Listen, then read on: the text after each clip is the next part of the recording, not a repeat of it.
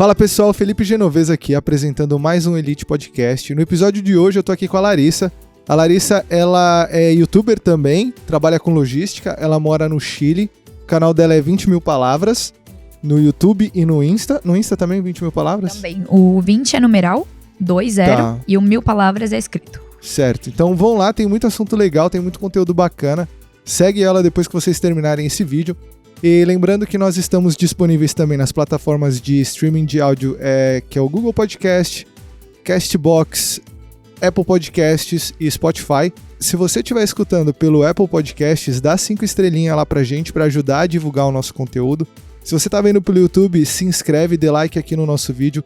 Ajude a compartilhar com o maior número de pessoas o nosso canal para fazer ele crescer e pra gente trazer mais pessoas legais e mais conteúdos bacanas. Tudo bem? Então não perca esse episódio de hoje, que o conteúdo vai estar incrível, imperdível.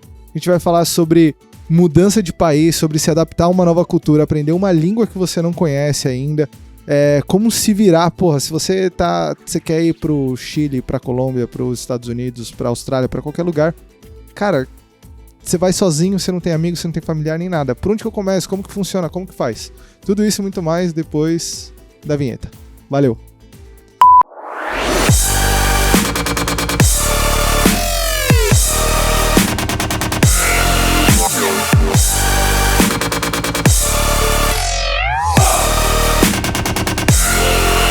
Tô aqui com a Larissa... Desculpa. Não, pode falar. Não, imagina. Pessoal, tô aqui com a Larissa. Larissa, você tem um canal no YouTube que você tem vários seguidores, você foi pro Chile, você fez logística. Cara, é um monte de coisa assim que a gente olha assim e fala, não tem meio ligação, né? Eu costumo falar que eu sei um pouco de tudo e muito de nada. Uhum. Porque essa é a minha vida.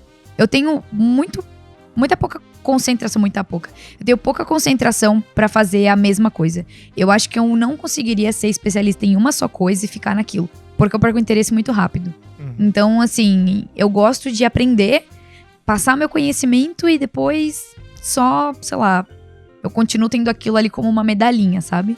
Mas eu não sou muito de me aprofundar em nada. E às vezes eu sinto que isso é um defeito meu, mas ao mesmo tempo é o que me move, sabe? Quando eu tô muito tempo numa coisa, quando eu já sei o suficiente pra me virar, eu perco o interesse de continuar estudando, sabe? Então, minha vida é assim. Que legal, bacana. Eu fiz teatro também, né? Você fez teatro também? Eu estudei teatro, não terminei. Mas você fez aquele teatro, que é aquele... Eu fiz curso de teatro, eu fiz 1 ano de curso de teatro, mas era bem recreativo, digamos assim. Não. Era um recreativo, era aquele que você pegava a carteirinha lá eu fiz teatro pra pegar o DRT. Eu estudei DRT. teatro pra pegar o DRT. Eu comecei, né, conhecendo o teatro como recreativo, como pra melhorar a imposição de voz, postura e tudo isso. Timidez, eu nunca fui tímida, mas eu gostava porque era divertido. Mas depois legal. eu fui estudar o teatro profissional, fiz 1 ano e meio. E eu precisava de mais ou menos mais 1 ano e meio pra ter horas de palco, pra terminar todas as matérias que você tem que apresentar na época, né? Você tinha que apresentar não sei nem qual que é, delegacia regional de atores, não sei, alguma coisa assim, pra poder tirar o DRT, mas desisti porque eu comecei a fazer logística. E o teatro não me dava dinheiro, eu precisava de dinheiro. Sempre, né?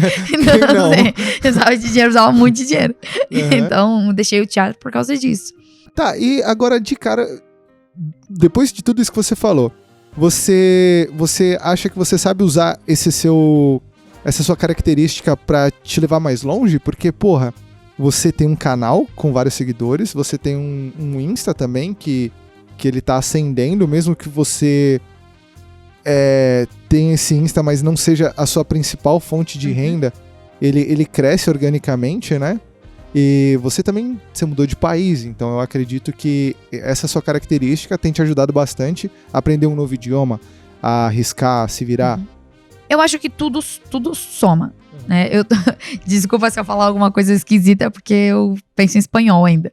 Mas eu acho que tudo soma. Eu acho que o conhecimento ele é sempre válido. E tudo que eu estudei, que eu fiz, que eu aprendi, até mesmo as coisas que meu pai me ensinou, um colega de escola, Coisas que eu vivi, que a gente viveu quando a gente era criança, a gente se conheceu de Nossa, pequenininho. Na fralda. A gente se conheceu na E fralda. depois a gente se conheceu de novo, porque Sim. a gente desapareceu por uns anos e E a gente tá se voltamos. conhecendo agora de novo. De parar pra novo, pensar, que a né? gente desaparece e aparece um na vida do outro, né? Caramba, gente. Mas eu acho que tudo, até as coisas que a gente viveu e ver como as outras pessoas evoluem e tirar isso como exemplo, eu acho que tudo conta. E conta pra minha vida laboral, conta pra minha vida pessoal, conta pra tudo.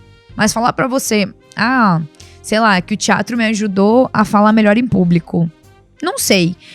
Talvez sim. Eu nunca tive vergonha de falar em público. Eu fui fazer teatro porque eu gostava de falar. Eu gosto de falar. Eu tô sem voz hoje porque eu gosto muito de falar. Mas falar que, nossa, eu era muito tímida e depois do teatro eu desabrochei, mentira, não é. Porque já fui pro teatro com uma bagagem. Mas, claro que a sua visão muda. O teatro, ele me ajudou em muitas coisas. Como, por exemplo, a questão de alguns preconceitos. Eu cresci em família cristã. Minha família ia pra igreja desde que eu nasci. Em igreja pentecostal. E eu aprendi na igreja que várias coisas eram erradas, sabe? Tipo, homem com homem era errado. E o teatro foi o meu primeiro contato com a homossexualidade, né? Então, eu nunca sei qual que é o termo certo, mas acho que é homossexualidade. Então, o teatro, ele foi o meu primeiro contato com isso. Meu professor era gay e, na minha cabeça, eu não tinha nenhum preconceito com isso. Mas depois, quando eu comecei a estudar e conviver com eles, eles me mostraram que eu tinha preconceito. E eu falava, cara, eu não tenho preconceito. Se eu convivo com todo mundo, eu almoço com todo mundo. Mas quando eles entravam no assunto, eu não gostava de ouvir, eu me afastava. Porque na minha cabeça, eu não queria compactuar com alguma coisa que era errada. E me trazia muita confusão. Porque eu não sabia se realmente era errado. A igreja falou pra mim que era errado, mas eu não via como errado. Mas ao mesmo tempo eu tinha aquele temor da religião. Então o teatro, ele me ajudou muito nesse aspecto. Quantos anos você tinha nessa época? 19. Então, tipo, até os 19 anos você ainda tinha um pensamento meio engessado, assim. Muito. Moldado por algo externo, né? Não foi a Muito. Larissa que criou aquela situação. Foi algo que criou uma situação dentro de você e você não tinha nem maturidade, talvez, pra entender. Eu fiz terapia com 26 anos. Uhum. Eu fiz 6 meses, eu acho, de terapia por outros motivos. Mas foi muito bom.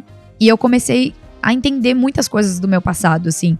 E não vou falar assim que eu criei. Tudo que a gente é influência externa. Sim. Desde o primeiro momento que você nasce, você nunca vai saber 100% o que é seu e o que é do outro. Não dá. A gente é uma mistura de tudo que a gente vive.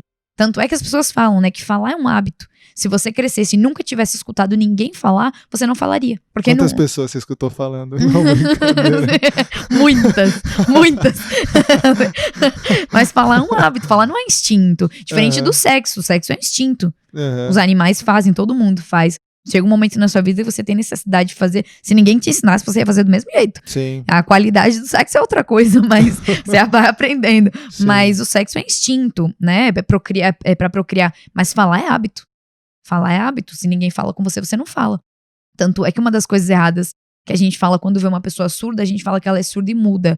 Mas ela não necessariamente é muda. Ela não fala porque ela nunca ouviu ninguém falar. Ela não faz ideia de como... De como falar, de como soltar um som, de como montar. E ela mesma não vai se escutar. Então, por isso que quando eles tentam falar, eles gritam. Porque eles não sabem, eles não estão se escutando. Eles nunca te escutaram. Eu também estudei Libras. Sério? Aquela louca. Mas eu comecei, eu não sei muita coisa. Minha irmã seguiu Libras, estudou, minha irmã fala em Libras. Nossa, que show. Mas eu fiz pouquíssimas aulas. Mas a primeira aula falava sobre isso. A primeira aula explicava sobre o surdo mudo, que não necessariamente ele é mudo. Ele é surdo, mas ele não fala, porque ele nunca escutou ninguém falar. Caramba, interessantíssimo, né? Se a gente começar a falar, tem 1000 assuntos aqui. 20 mil assuntos. 20 mil assuntos, a gente vai falar de muita coisa Caramba, que legal. E tá, então você fez teatro, e você parou o teatro porque você precisava de grana, né? Como todo mundo que entra na vida adulta, né? Você disse que você tinha 19 anos ali na época, então você entrou na área de logística. Sim, a minha história com a faculdade, até tem vídeo no meu canal sobre isso, e o meu canal cresceu muito por causa de um vídeo de logística, que acho que deve ter 500 mil de visualizações agora. Nossa, você lembra o título do vídeo? O que é logística? O que é logística, 500 milhões de visualizações. Tem 500 mil. Tem até a última vez que eu vi, tava aí. E esse vídeo foi assim, foi exatamente pelo motivo que eu fiz faculdade. E eu vou explicar o que aconteceu. Eu comecei a trabalhar muito cedo, porque eu precisava de dinheiro. E quando eu tava com 19 anos, eu estudava teatro. Mas não era uma faculdade, eu estudava numa companhia habilitada, eu podia tirar o DRT por essa companhia, mas não era faculdade. E eu pagava com o meu salário, eu trabalhava já desde os meus 13 anos, com 16 anos eu entrei pro Jovem Cidadão e entrei pro escritório, então eu já trabalhava no escritório de advocacia. Quando eu terminei a escola, tava com meus 18 anos, entre 18 e 19, mais ou menos nessa época, começou aquela coisa de ir à faculdade, e foi na mesma época que começou o ProUni. Porque antes, a gente fazia a prova do Enem, mas ninguém nem fazia, porque não servia pra nada. Eu acho que foi eu posso estar errada, mas eu acho que foi em 2007, 2008, começou o ProUni, e você podia usar a sua nota do Enem pra conseguir uma bolsa. E foi a minha oportunidade, foi quando eu falei, cara, se a galera tá conseguindo, eu posso, porque minha família tinha zero condições de pagar uma faculdade, meus pais não fizeram faculdade, e eu nunca pensei que eu ia fazer uma faculdade. E quando surgiu essa história do ProUni, foi assim, caraca, agora os pobres podem fazer faculdade. Então, será que eu posso fazer faculdade? Do que eu vou fazer faculdade? Mas eu já tinha saído da escola. Eu já tava saindo da escola. Então, não tinha nenhuma influência. E daí, eu fui fazer teatro. Eu terminei, tava trabalhando, comecei a estudar teatro porque eu não queria parar de estudar. Eu gostava muito de teatro. Eu tinha conhecido o teatro há pouquíssimo tempo, mas eu passei a minha infância inteira escutando pessoas falando pra minha mãe: por que você não coloca ela pra fazer teatro? Ela adora falar, ela adora fazer careta. Por que você não coloca pra fazer teatro? E eu não sabia o que era teatro. Eu assisti a minha primeira peça de teatro com 16 anos. Caramba. Então, assim... Aonde você assistiu a primeira peça de teatro? Na escola eu assisti algumas, com 15, 16. Mas era quando companhias de teatro iam na escola fazer uma peça de teatro sobre drogas, alguma coisa assim. E eu comecei a me interessar. E na época, eu trabalhava na cantina da minha escola, que eu estudava no Ascendino. E eu trabalhava na cantina da escola, e o tio da cantina, que era o filho da dona, olha as rolos. Nossa. Ele trabalhava lá, né? Acho que ele fazia faculdade de psicologia de manhã, e na parte da tarde, ele trabalhava no caixa, na cantina da mãe dele, que era dentro da minha escola. E eles precisavam de meninas, eles sempre pegavam meninas da escola pra ajudar a servir na hora do intervalo e tal. Se eu não me engano, eu estudava à tarde, então eu trabalhava de manhã, alguma coisa assim. E ele era professor de teatro, formado. Ele fez artes cênicas, se formou em artes cênicas. E ele estava fazendo psicologia, então ele voltou a estudar, mas ele era diretor, ele era formado. E eu contei pra ele sobre a minha, né, que todo mundo falava isso, que eu queria muito conhecer o teatro. No meu aniversário de 16, eu acho, de 15 pra 16, ele era meu chefe, e na cantina. E ele me levou pra assistir uma peça de teatro na Oficina dos Menestréis. Que foi a primeira peça que você assistiu. E foi a peça que eu atuei em 2012. Caralho, que top. Anos depois. Então, minha história com teatro, se a gente for falar, tem história de tudo. Tem história com teatro, tem história com Chile, tem história com logística, tem história com tudo. E daí, eu fiz teatro, comecei por causa disso, dessa paixão, que eu já tinha aquela pontinha ali desde criança. Conheci por causa dele, com 16 anos, que me levou. No dia que eu assisti essa peça, era o meu aniversário. Ele me deu como presente de aniversário. Que legal. Era uma peça chamada Vale Encantado, era uma peça infantil, mas que é uma peça infantil pra adultos. Porque ela tem muita coisa pra ensinar sobre bullying, sobre várias coisas. E naquele dia eu falei, cara, é isso que eu quero fazer da minha vida. Eu falei, é isso que eu quero fazer, eu preciso fazer isso. Mas como eu te falei, eu tenho pouquíssima concentração. Eu queria fazer isso e era uma paixão, e é uma paixão até hoje. Mas eu não preciso viver disso, eu não quero me aprofundar. Eu quero ter um contato. Eu quero saber o que é, eu queria estar ali, eu queria ter mais informação. Se eu ia viver disso, já não sabia. Mas comecei a me envolver. E fui estudar teatro. Quando eu terminei a escola, fui estudar teatro porque o meu dinheiro dava pra pagar. E era alguma coisa que eu fazia por mim, porque praticamente todo o meu dinheiro ia pra casa. Então eu falei, todo o meu dinheiro vai pra dentro de casa, pagar as contas. Eu vou tirar uma parte pra investir em mim. E a minha parte eu pagava teatro.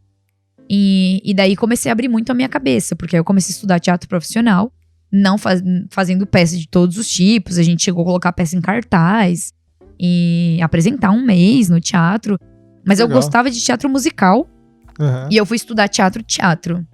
E quando eu tava estudando teatro, eu já trabalhava. E as coisas começaram a apertar. Eu trabalhava no escritório de advocacia. Não, eu tava pensando em fazer direito, mas eu olhava e falava, cara, eu não sei se eu quero ficar 5 anos lendo Vademecum, tá ligado? Tipo, pra depois começar a ir à audiência pra falar. Eu quero falar agora. Tipo assim, sim, eu quero trabalhar falando agora. Eu quero, sabe, alguma coisa rápida. E a minha chefe, que na época, né, foi minha primeira chefe de carteira assinada. Ela é de administração, mas ela faz a administração do escritório de advocacia. E no escritório eu cuidava de estoque. de estoque de máquina fotográfica que os estagiários usavam para tirar foto de processo no fórum. Cuidava de todo o material do escritório. Fazia livro de ponto, fazia muita coisa. Mas os estoques eram todos meus. E a minha chefe falou, por que você não presta pra logística? Eu tava, né, nessa época, eu fazia teatro e eu fazia cursinho também. Porque eu saí da escola, um amigo falou, vamos fazer cursinho pra vestibular? A gente fez uma prova, conseguiu desconto e começamos a fazer. Sem saber que faculdade eu queria fazer. Só fui fazer porque meu amigo foi. E eu falei, vou continuar estudando. Não sei, a vida me levou e eu fui. Foi por influência do meu amigo, mas eu também queria continuar estudando. Porque eu sabia que eu tinha tido um ensino fraco. Estudei em escola pública. E eu já estava escutando sobre a bolsa do ProUni, eu pensava que eu precisava estudar mais. Fui estudar mais. Então eu estava fazendo cursinho, estava fazendo teatro e estava trabalhando. E quando chegou a época de prestar a prova, eu não sabia para que eu ia prestar. Chegou o fim do ano, tinha que prestar ProUni. E eu não sabia, não tinha influência nenhuma. Meu pai é barbeiro, minha mãe é cabeleireira. Não tinha, eu não queria ser isso, eu não queria ser da área da beleza. Mas eu não sabia o que eu queria ser. Minha chefe falou, por que você não presta pra logística? Falei, o que é logística? Ela falou, olha, eu não sei te explicar direito, mas trabalha com estoque, faz controle, sabe? É um pouco do que você faz aqui. E eu falei, legal. Pesquisei, e quando eu comecei a pesquisar o que era logística, eu só encontrava coisa técnica. Coisa difícil de entender. Muito Quem é leigo difícil. vai ler assim, não entendi nada. Nada. Eu tinha 19 anos. E eu não sabia nem o que eu ia fazer. Não tinha ninguém na minha família que nunca tinha trabalhado em escritório. Não tinha. Eu era a primeira pessoa da minha família que estava trabalhando em escritório. Minha irmã mais velha trabalhava em loja. Então, não tinha. Não Zero tinha uma referência. Zero né? referência. E eu falei, aí o que aconteceu? Chegou pra Uni, falei, vou me inscrever. Tinha que colocar 3 opções. Eu coloquei a primeira, logística, porque foi a recomendação da minha chefe, que foi a pessoa que mais me ensinou tudo sobre vida laboral. Então eu falei, vou seguir o conselho dela, mesmo sem saber o que era, vou seguir. Coloquei como primeira opção. Segunda opção, eu coloquei acho que administração, porque era uma graduação, a logística só tinha tecnólogo, é conhecido como um curso superior, mas não é graduação. Eu posso fazer uma pós, mas era um curso de 2 anos, 2 anos e meio. E era um curso novo no Brasil. Tinha pouquíssimo tempo que a logística tinha chegado como um curso, tinha, sei lá, 6, 7 anos.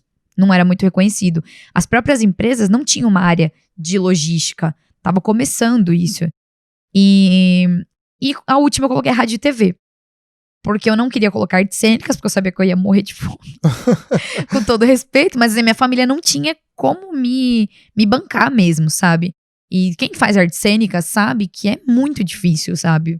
Tem que dar aula e tal. E eu precisava de uma coisa mais rápida, porque eu não tinha casa própria. Sim. Ajudava em casa com dinheiro, eu precisava de alguma coisa realmente rápida. Sabia que artes cênicas não ia ser rápido, então eu não coloquei. E coloquei rádio e TV, que também era um curso de 2, 3 anos. Mas eu coloquei como terceira opção. E eu falei, Deus, tá nas suas mãos. Tem 3 opções aí. Tipo, que seja a que você quiser. Né? E aí eu passei de primeira em logística, bolsa 100%, na Uninove, que foi a faculdade que eu coloquei. Ótimo. E nem sequer foi com a nota do meu Enem depois do cursinho. Foi com a nota do meu Enem antes do cursinho. Caraca. Ou seja, nem precisava ter feito cursinho. Sim. Eu fiz o cursinho pra nada, porque foi a minha nota de 2008, não foi minha nota de 2009. Ô Lari, deixa eu te perguntar. Você falou que você não tinha referência, eu também não tive referência, eu sou o primeiro da minha família que concluiu faculdade e tudo mais, que se formou, né? E hoje, com a cabeça que a gente tem, você consegue olhar pra trás e encontrar uma solução pra pessoa? Porque tem pessoa que vai assistir esse vídeo e provavelmente não tem referência também. Você consegue ter alguma dica, alguma sugestão? O que você falaria pra Larissa que não tinha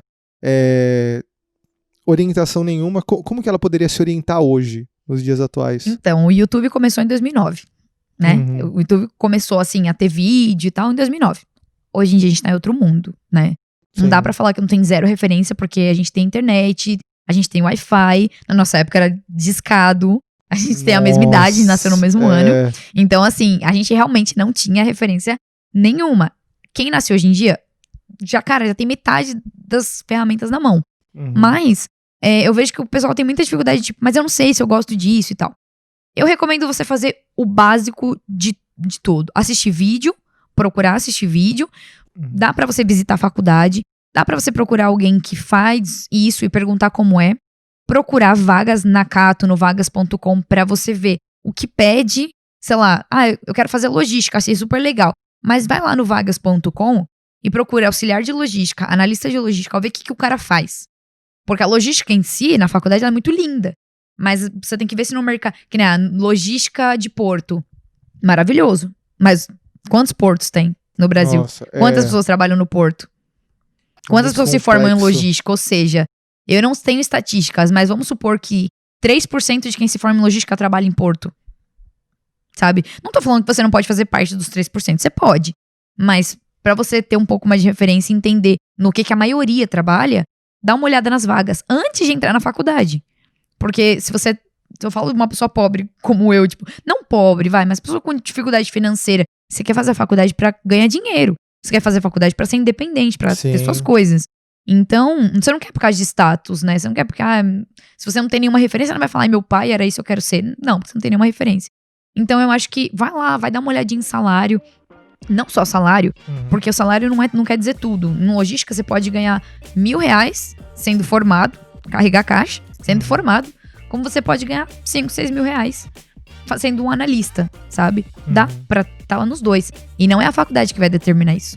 É a sua força de vontade, É a sua força né? de vontade, é como você vai correr atrás, é que área você vai se identificar. Porque às vezes você gosta de carregar caixa, mas não dá dinheiro. Às vezes você tá tranquilo numa zona de conforto também. Sim, tem várias coisas. Às vezes o cara gosta da logística, ele gosta de estar no estoque separando. Só que isso não dá tanto dinheiro, a menos que ele seja o coordenador. E se ele não quer ser o coordenador, então ele tem que fazer sabendo que ele vai fazer a faculdade e ele vai ganhar pouco.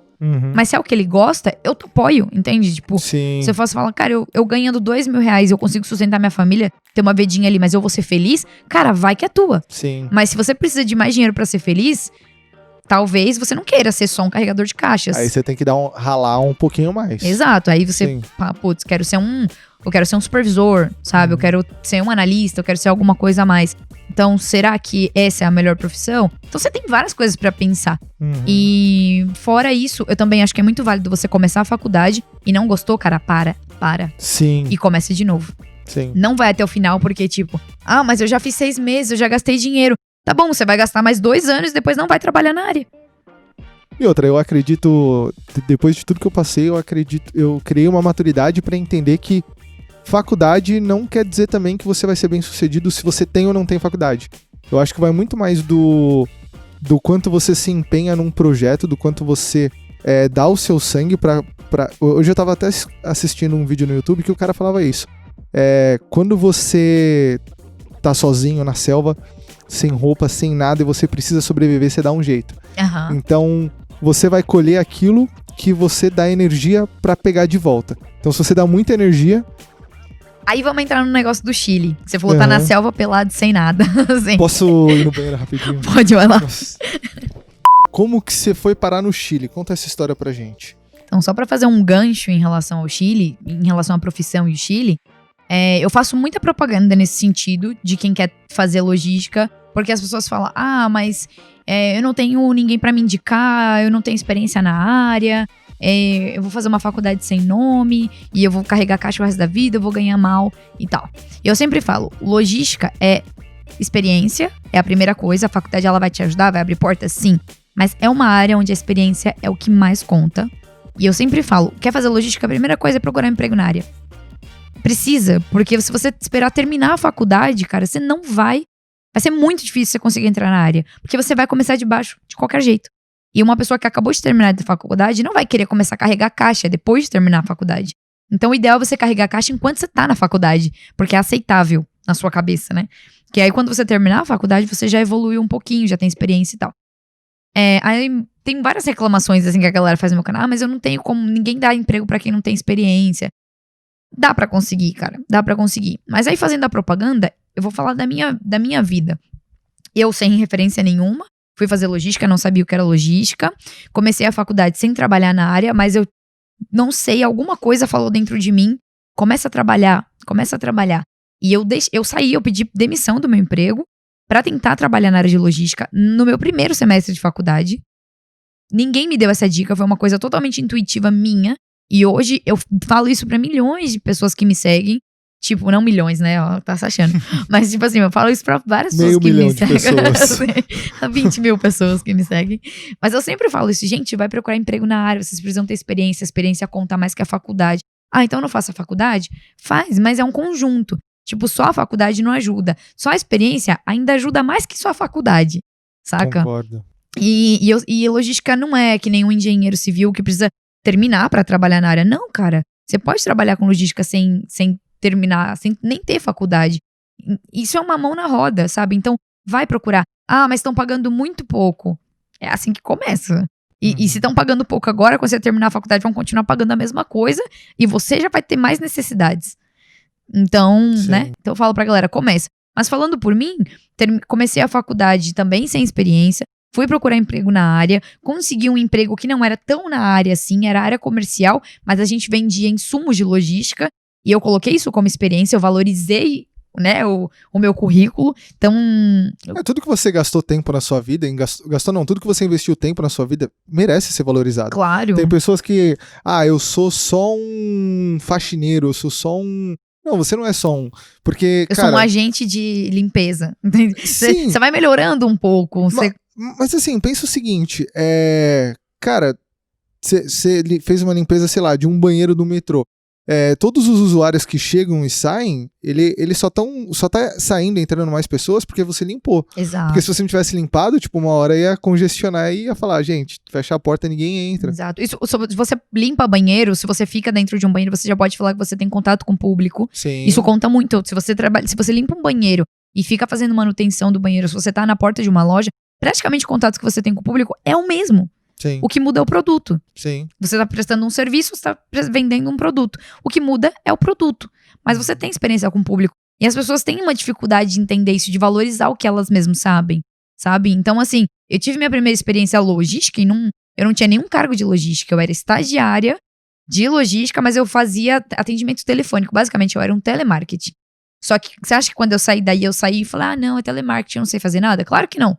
Eu vou falar, não, eu sei sobre o que é logística, porque eu tenho contato com fábricas que me ligam para comprar insumos, que são caixas de plástico, mas se você fala em insumo, fica mais bonito. Então, tipo, que são, não deixa de ser, sabe? Insumo seria o produto, né? Insumo de logística é, tipo, tudo que você precisa para fazer a logística funcionar. Entendi. Então, por exemplo, uma caixa de plástico organizadora, você vai organizar peças dentro de uma fábrica. Isso tudo é insumo de logística. Por exemplo, você tem uma cafeteira, o insumo da cafeteira é o café. Então, é mais ou menos isso. Então eu valorizei o meu currículo e quando eu terminei a faculdade, eu fui trabalhar numa transportadora, que foi quem me abriu as portas. Não era o meu emprego dos sonhos, mas por quê? Porque eu queria ter uma transportadora no meu currículo. E você vai vendo, você vai montando a sua carreira, assim. E hoje vamos pular pro Chile, senão a gente vai ficar o dia inteiro, mas hoje eu moro no Chile. Eu trabalhava numa empresa esportiva, né? Uma empresa que fabrica roupa esportiva, não vou falar a marca porque eles não estão pagando, mas... Se patrocinar a gente fala, hein? Se patrocinar a gente fala. Assim, então eu trabalhei numa das maiores marcas de esportes do mundo. Uhum. Não sei se ela é a primeira ou se é a segunda, mas vamos falar que tá entre as 4 maiores. Trabalhei como especialista de abastecimento e eu ganhava um salário de mais de 5 mil reais no Chile e eu fiz Uninove e eu sou formada em logística, tecnólogo. E vim de uma família pobre, sem sobrenome, sem indicação. Nunca trabalhei no emprego porque eu tinha um amigo que trabalhava lá. E eu falo isso com muito orgulho. Sim, apesar claro. de... Eu não tenho nada contra quem trabalha por indicação, porque é uma mão na roda. Mas eu não tive isso e não tenho até hoje. E eu sou muito orgulhosa de falar, cara, eu consegui isso com o meu mérito. Tipo, eu procurei emprego igual todo mundo. Na Cato, no vagas.com, entrando nas páginas de trabalho conosco. Eu sempre falo isso, eu tenho vídeo sobre isso no meu canal. Falo, mas eu não sei procurar emprego. Que empresa você gostaria de trabalhar? Unilever? Entra na página da Unilever, sempre vai ter um trabalho conosco.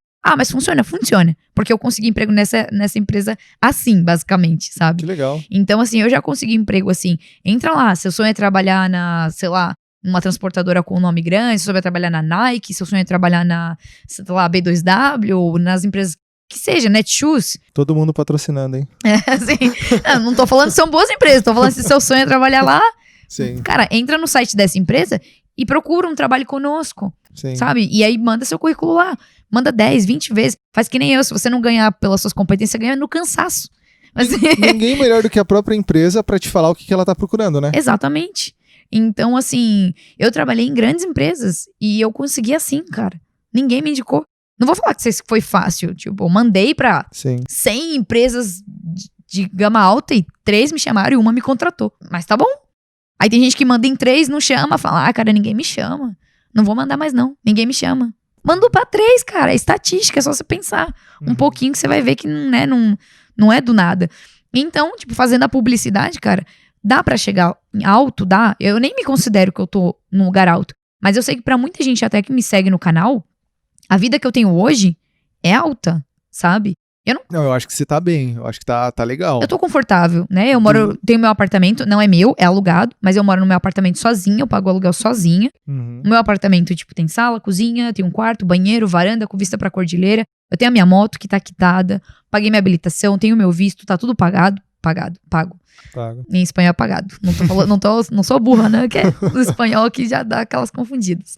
Não, mas assim, pra gente deixar um pouco mais palpável, quanto tempo você mora lá mesmo no Chile? 2 anos e 4 meses. 2 anos e 4 meses você tá no Chile e você fala espanhol o tempo todo lá. Não conheço nenhum brasileiro lá. Eu conhecia um brasileiro que eu tinha contato, que é o Miguel, e a gente não tinha tanto contato, não convivia, mas a gente conversava pela internet, igual eu converso com a minha família, e ele voltou, ele já tá morando aqui, então não tem mais ninguém do Brasil. E você tem intenção de ficar lá por longo prazo?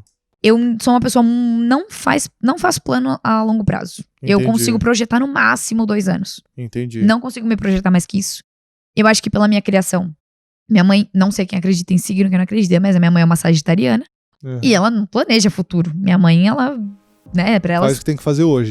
Eu sou assim também. Então é isso. Claro que a gente pensa um pouquinho no futuro, claro. A gente pensa um pouco nas consequências, mas não é tipo assim, nossa, em 5 anos eu quero ser diretora de... Não.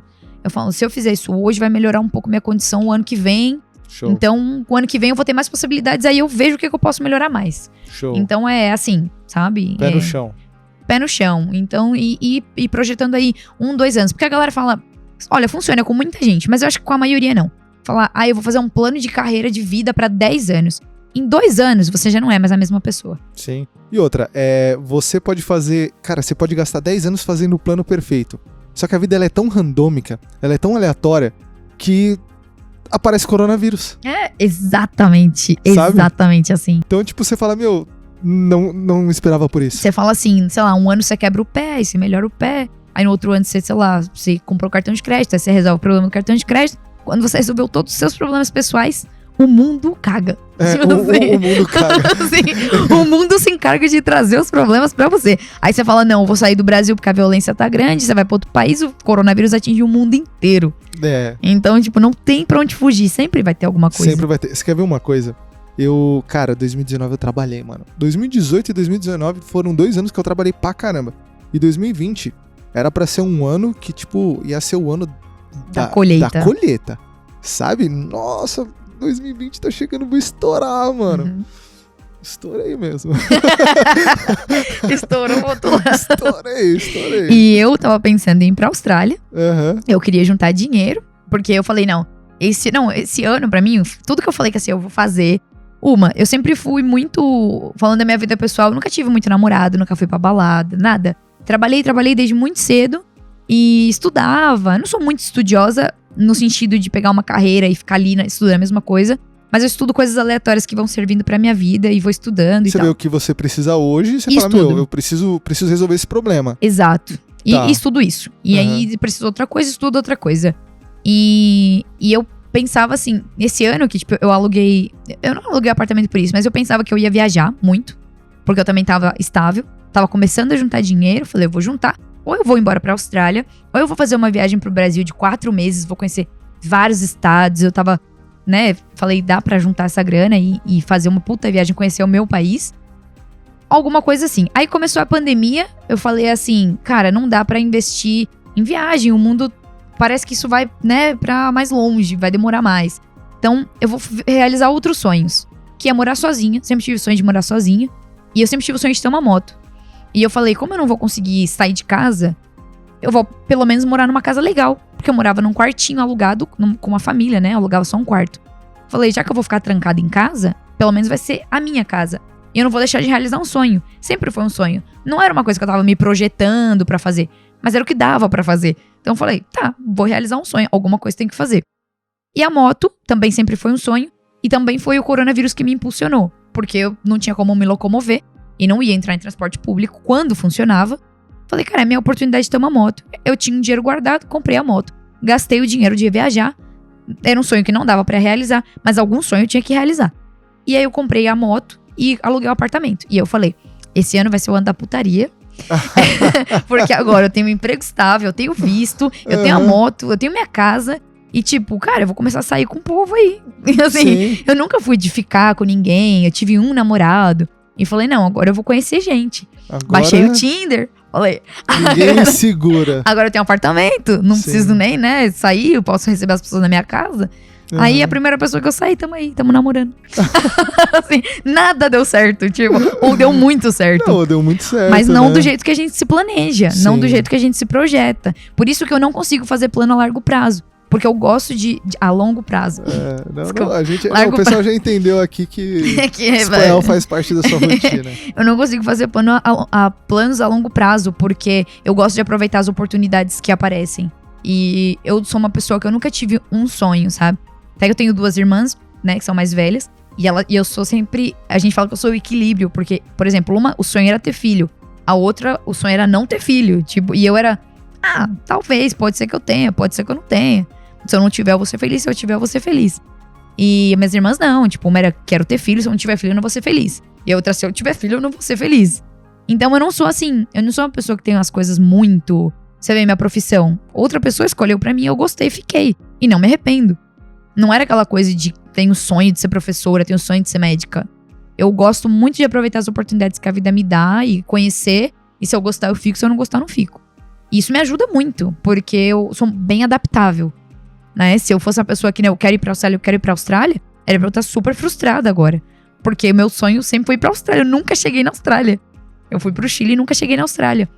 Mas eu não tô triste com isso. Porque eu vivi tanta coisa por causa de querer ir pra Austrália, que se eu tivesse realmente ido pra Austrália, acho que eu não tinha vivido. Você não teria vivido e você não ia ter a maturidade de enxergar como você enxerga, né? Eu não tinha vivido metade das coisas que eu vivi, acho que se eu tivesse ido pra Austrália. Talvez eu tivesse feito tudo certinho. Vou estudar 6 meses, vou tirar as férias e tal. Minha vida foi uma loucura. Mas eu não me arrependo de nada, sabe? Não me arrependo de nada do que eu fiz. Que show. Nada. E quando que você decidiu montar o seu canal? O que fez você querer montar o seu canal? Como que foi isso? O meu canal veio num momento péssimo da minha vida, porque eu tava numa fase depressiva. E quando eu entrei no meu primeiro emprego de logística, a minha mãe descobriu um câncer, né? Minha mãe já sabia que ela tinha esse câncer, mas chegou numa etapa que ela precisava operar. E precisava fazer radioterapia, precisava fazer tudo. Tipo, tudo na minha vida foi impulsionado por várias coisas. Assim, todas as minhas decisões não foi assim uma coisa minha, não. Sempre teve muita influência. E a gente morava numa casa, num apartamento muito pequeno, com 2 cachorros. E eu tenho uma irmã especial, que é autista. E o cachorro latia, minha irmã gritava e a casa virava um inferno. E o cachorro fazia xixi dentro do apartamento, não dava pra levar pra passear, porque todo mundo trabalhava e estudava. Tava muito difícil. Como a minha mãe ia se operar, e ela ia fazer a radioterapia, ela ia ficar com uma ferida aberta. E a gente pensava muito que o cachorro fazia xixi na casa inteira, era um apartamento pequenininho. Então a gente falou, a gente precisa mudar pra uma casa maior. Porque se a gente for numa casa maior, o cachorro vai ficar no quintal. Porque não é porque a gente quer deixar o cachorro abandonado no quintal, mas na nossa situação não tinha outra opção. A gente queria um lugar cômodo pra não ter que dar o cachorro. E se o cachorro ficando no quintal, ele fica mais tranquilo, ele pode correr. Porque ele também não tinha vida, ninguém tinha vida. Então o cachorro poderia correr. Ele não ia precisar latir tanto, a minha irmã ia ficar mais em paz. Minha irmã ficando em paz, o cachorro mijando no quintal, minha mãe ia ter paz. Entende? Então, a nossa necessidade era ter uma casa melhor. Não dava pra pagar uma casa melhor em São Paulo. Então, a gente decidiu... A gente não, foi uma ideia da minha mãe falando assim, caraca, minha mãe comentou, se a gente fosse morar no interior, a gente podia pagar um aluguel melhor, mas como que a gente vai trabalhar no interior? Nesse momento, eu era a única da minha família que tinha faculdade, eu tinha acabado de sair da faculdade. E no interior tem muita indústria. Então eu falei, se eu for trabalhar no interior, eu vou ter emprego, meus irmãos não. Então eu preciso conseguir um emprego legal no interior, que eu consiga pagar o aluguel de uma casa, pra conseguir sustentar minha família enquanto minha mãe faz a cirurgia. É a única maneira da gente conseguir. E eu comecei a bolar um plano, mas isso tô falando assim, 1 semana, entende? Comecei a bolar um plano na minha cabeça de ir pro interior, trabalhar, ganhar dinheiro, sustentar minha família, conseguir uma casa maior. pra minha mãe fazer a cirurgia. O que ia acontecer depois? Não sei, porque eu não faço planos a longo prazo. Entende? Mas eu pensei, isso vai ser bom pra minha carreira, porque no interior tem empresas maiores, fábricas. Vai ser bom pra minha carreira e vai ser bom pra minha família. Ótimo. Fui procurar emprego no interior. Mas ninguém acreditava que ia dar certo. Cheguei Na sua família, na minha você fala, família. da Tipo, galera nem eu no fundo acreditava. Eu fui porque eu não tinha outra opção. Sim. Mas eu também não acreditava. Chamei minha mãe e meus irmãos. Falei, gente, se eu conseguir um emprego no interior que der pra pagar aluguel e tal, vocês iriam? Alguns falaram que sim. Minha irmã, que já ia casar, falou que não, porque ela ia casar. E ela tinha o emprego dela, tinha tudo em São Paulo. Minha mãe falou que sim. Minha irmã mais velha falou que sim. E eu comecei a procurar. E eu fui na primeira. E eu consegui uma entrevista. E eu coloquei o endereço de um primo da minha mãe. Porque como que eu ia falar que eu queria emprego no interior morando em São Paulo? Sim. Então eu coloquei o endereço do interior, falei que eu morava lá, fiz um currículo com todas as habilidades que eu realmente tinha, mas com o endereço do interior. E falei e comecei a mandar pro interior, para cidades do lado. A cidade era Bragança, que tinha o endereço do primo da minha mãe, mas comecei a mandar pra Atibaia, Campinas, tudo que tinha ali perto. E me chamaram pra trabalhar numa empresa, que era uma multinacional, pra fazer uma entrevista em Atibaia. E eu fui. Eles falaram, você pode vir amanhã? Posso, claro. 100 quilômetros da minha casa. Caraca. E eu trabalhava. Dá seu pulo, se vira. Eu falei, claro, amanhã, 7 horas da manhã, eu tô aí. Não sabia chegar. Nunca tinha ido pro interior sozinha. Minha mãe tava com câncer, cara. Todo mundo morre de câncer. Falei, minha mãe vai morrer também. Eu tenho que fazer alguma coisa, sabe? Pelo menos que ela tenha os últimos dias dela. Tô falando bem sério, tipo, se ela tiver que morra numa casa confortável, sabe? E que a gente pague menos de aluguel, porque não dava. E aí eu fui pro interior, fiz a primeira entrevista e eu fui bem, e eu senti que fui bem. E daí eu voltei pra São Paulo e o cara que me entrevistou, ele foi super legal e ele falou assim, olha, por mim você passou, mas eu preciso conversar também com a sua chefe, porque ele era de um RH terceiro. E ele falou assim, eu adorei, eu acho que ela também te adorou. Então eu tô falando bem a verdade pra você, eu acho que a gente vai te chamar pra segunda, mas eu preciso conversar com a sua chefe e ver se realmente ela tá de acordo e a gente te chamou pra uma segunda entrevista, mas fica tranquila porque é certeza que pelo menos pra uma segunda etapa você vai. E eu voltei pra São Paulo assim, vai dar certo, vai dar certo, vai dar certo. Cheguei assim, chefe, tô conseguindo um emprego no interior, você precisa me mandar embora. Assim, louca. Nossa. Porque eu não tinha muito mais opção.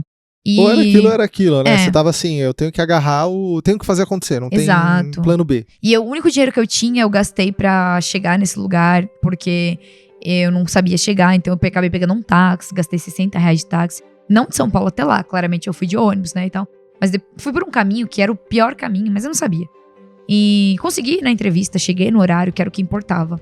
E o resto se vira, depois a gente se vê. Depois a gente vê, literalmente. E quando eu passei na primeira entrevista, que eles me ligaram e falaram, olha, você passou na primeira entrevista, a gente vai marcar a segunda pra daqui 3 dias. Eu falei, agora eu preciso ver casa. Porque se eu passar na segunda, eles vão pedir pra começar a trabalhar. E eu não moro no interior. Tipo, eles não sabem.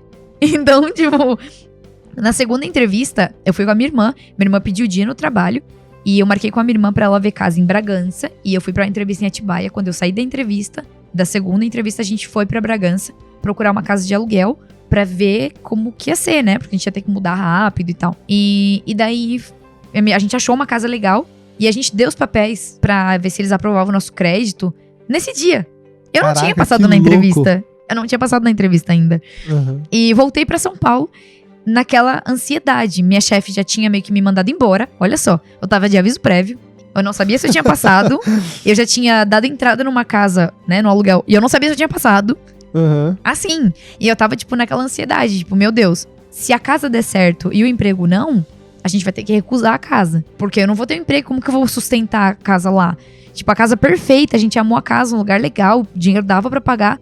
Se aprovasse o crédito, ia ser tudo lindo, mas se não aprovasse o emprego, como que eu ia pagar? Não dava pra trabalhar em São Paulo e morar no interior. Se aprovassem o emprego e não aprovassem a casa, onde eu ia ficar até conseguir outra casa? Uhum. E se não conseguisse nem a casa e nem o emprego, eu já tava de aviso prévio. Caraca, que louco, velho. Então, assim, foi a semana de louco, sabe? Foi uma semana horrível. E daí eu lembro que me mandaram embora, eu cumpri, sei lá, 10 dias de aviso prévio, fui pra casa, desempregada, e daí eu tava passeando com a minha irmã, porque eu tava desempregada, Você não tinha sido chamada ainda pro emprego? Pra nada ainda, ninguém tinha dado resposta. Nossa. E eu tava passeando com a minha irmã usa cadeira de roda, eu lembro muito desse dia, porque eu tava com a minha irmã, assim, indo no açougue com a cadeira de roda. Eu tinha ficado sozinha em casa com ela, porque minha mãe já tava no hospital, fazendo exame, porque ela ia fazer a cirurgia. E me ligaram da entrevista. E falaram que eu passei e que eu ia começar, tipo, em 3 semanas. Caralho. E daí eu tava com a minha irmã na rua e eu não sabia o que eu fazia. Eu falei, obrigada.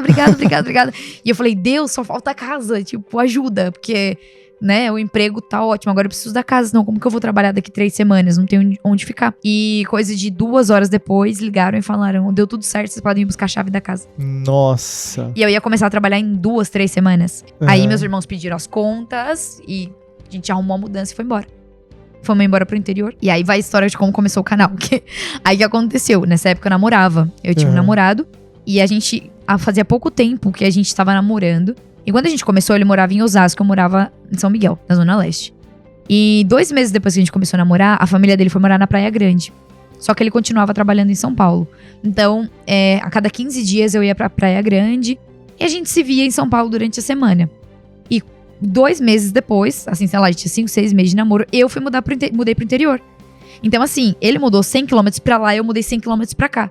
Nossa. Então a gente ficou a 200 km de distância um do outro. Sim. E o nosso primeiro ano de namoro, basicamente, foi assim. Então, a cada 15 dias eu viajava 200 km pra ir pro litoral. E a cada 15 dias ele viajava 200 km pra ir pro interior. E o nosso relacionamento nem era... Assim, eu nem amava ele, mas eu tava super disposta a fazer dar certo. E... chegou um momento que eu tava cansada e o relacionamento tava muito desgastante. Eu falei, cara, eu quero terminar. E ele falou, mas por quê? A gente não briga, a gente não tem problema. Eu falei, mas não dá mais, sabe? Eu não tô feliz, eu não quero viajar 200 quilômetros e tal. E daí a gente, conversando, decidiu que ele viria pro interior pra ficar mais perto de mim. Porque ele viajava todos os dias 100 quilômetros da Praia Grande até São Paulo pra trabalhar. E eu também morava 100 quilômetros pro outro lado. Falei, se você vier morar no interior... você também vai viajar 100 km pra São Paulo. Sua vida não vai mudar nada. E você vai estar perto de mim. E ele morava sozinho, porque os pais dele foram morar lá, mas os pais dele nem ficavam em casa. Então, no fim das contas, ele morava sozinho. E aí ele falou, tá, eu vou pro interior. Mas eu só vou pro interior se você vier morar comigo. E o nosso relacionamento não tava tão bom pra gente morar junto. Mas se era a única condição, como eu não queria terminar, eu falei, tá bom, vem. E ele falou, tá, vamos esperar uns 6 meses, eu vou procurar casa na sua cidade. Dá pra aguentar o relacionamento até uns 6 meses mais? Dá, né? Dá. Então eu esperei quando ele pegou férias. Nosso relacionamento foi sempre assim, tipo de esperando, vamos tentar uma coisa e tal. Ele pegou férias e ele começou a procurar casa pra alugar. Espera que o canal tenha a ver com isso. Ele começou a procurar casa pra alugar e ele achou uma casa pra comprar. Que dava pra ele comprar porque ele tinha tipo uns 11 mil de fundo de garantia. E se ele comprasse só com o nome dele, ele entraria no Minha Casa Minha Vida. Então ele falou assim, Lara, achei uma casa, mas é pra comprar. O que você acha? Eu falei pra ele, olha, eu não sei se a gente vai ficar junto tanto tempo, porque a gente tava se juntando numa situação que a gente não queria morar junto porque queria morar junto, era porque não tinha outra opção. E eu sentia que o relacionamento não... eu não sentia que era o cara da minha vida, sabe? Mas eu queria tentar. Eu falei, tem várias coisas que a gente não tentou ainda. Então eu falei pra ele, se você comprar o apartamento, a casa, né, era uma casinha, tipo geminada. Falei, se você comprar, eu vou morar com você, porque eu sei que essa é a sua condição, eu não vou fazer você mudar toda a sua vida pra vir pra cá, pra não morar comigo, então eu também vou me arriscar. E eu acho que você deveria comprar, porque ele falou, mas e se a gente terminar, eu vou ficar com a casa aqui, eu não quero morar nessa cidade. Falei, a casa vai ser sua, você aluga, vai ser um investimento. Se você não comprar aqui no interior de São Paulo, você não vai comprar, porque Minha Casa Minha Vida em São Paulo não ia dar. Falei, pensa, é um investimento pra você. Ele curtiu e comprou a casa. Aí comprou a casa, e foi 9 meses até entregar as chaves, caralho, a 4. Então o nosso relacionamento foi tudo assim. Esperando as férias, esperando não sei o que, 6, esperando. 9, 12. A gente ficou 4 anos junto. Um relacionamento que claramente desde o primeiro ano a gente já sabia que não ia rolar muito. Mas a gente convivia bem, então a gente fazia planos juntos.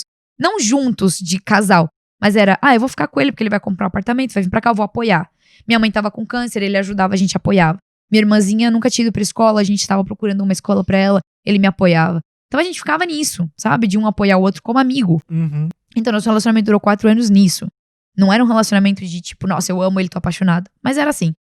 E daí a gente foi morar junto. E quando a gente foi morar junto, foi em 2015. A gente começou a namorar em 2013. Aí já era 2015. Minha mãe já tava tranquila, já tinha operado, já tava em casa, tava saudável. E ele chegou um dia em casa, esse dia eu também lembro muito, porque ligaram pra ele falando que a chave da casa saiu. E ele veio de São Paulo, do trabalho, ou ele foi pra praia e voltou da praia correndo pro interior pra me contar que a chave que tinham chamado ele pra ir buscar a chave.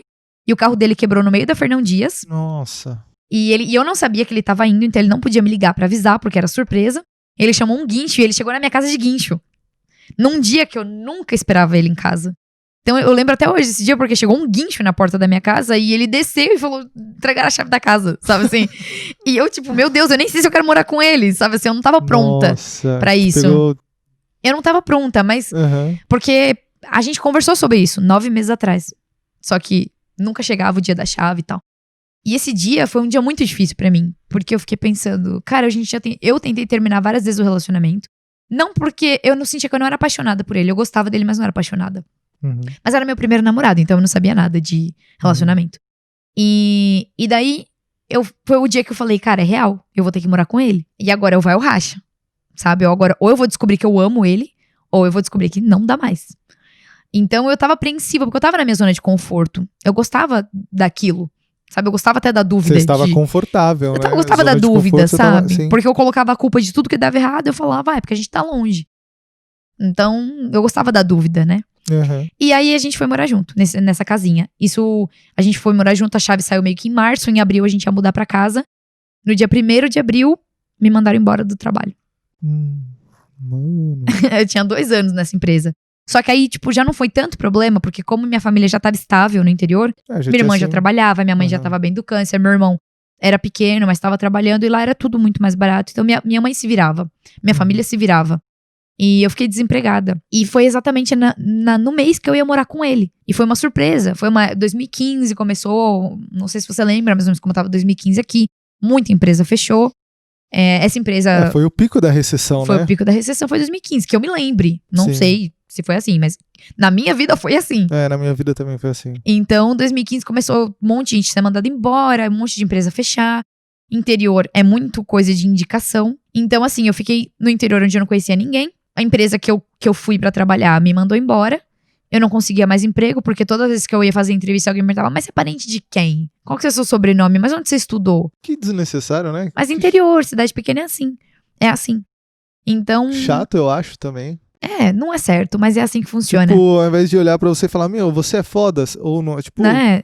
Exato. Eu quero, pra trabalhar pra mim, eu quero alguém que seja foda, é lei de oferta e demanda. Porque tinha pouco emprego pra muita gente. Então eles preferiam pegar alguém que tinha família ali e tal. Que às vezes troca de favor, enfim. Exato. Às vezes você não vai nem ficar na empresa porque você gosta do emprego, mas vai ficar porque você tem o rabo preso com alguém.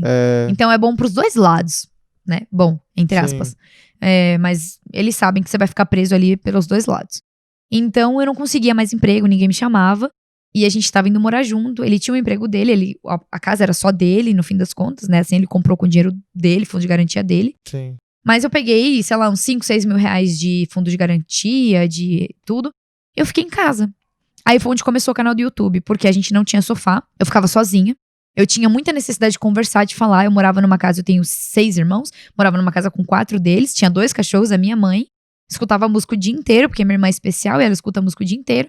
E eu saí disso, numa vida de trabalho, de uma pessoa que trabalhava desde os 13 anos, pra morar desempregada, sozinha, com um menino que nunca morou. Você saiu, tipo, você foi pra uma calmaria. Você não gosta de calmaria. Calmaria e sem emprego, sem autonomia, sem independência. Interior não tem ônibus. Eu não podia ir pra qualquer lugar com meu bilhete único, entende? Sim. Quando eu mudei pro interior, eu já senti um baque. Porque eu era uma pessoa que vivia em Sesc, saía do trabalho, ia pra Sesc. Agitada, eu ia andar de patins na Paulista, eu ia pro Ibirapuera. Quando eu fui pro interior, eu já não tinha nada disso. Mas eu tinha meu namorado, eu tinha minha mãe, eu tinha as coisas em casa e eu tinha o meu trabalho.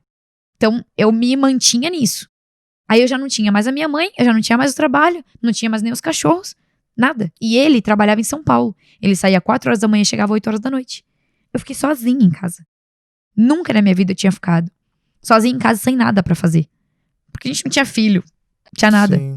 Então eu tinha só que limpar a casa. A nossa casa não tinha móveis. A gente só tinha um colchão, um fogão e um guarda-roupa. Meia hora você limpava tudo. Nem isso. A gente só não sujar. Era só não bagunçar. Então, assim, eu não tinha nada pra fazer, nada.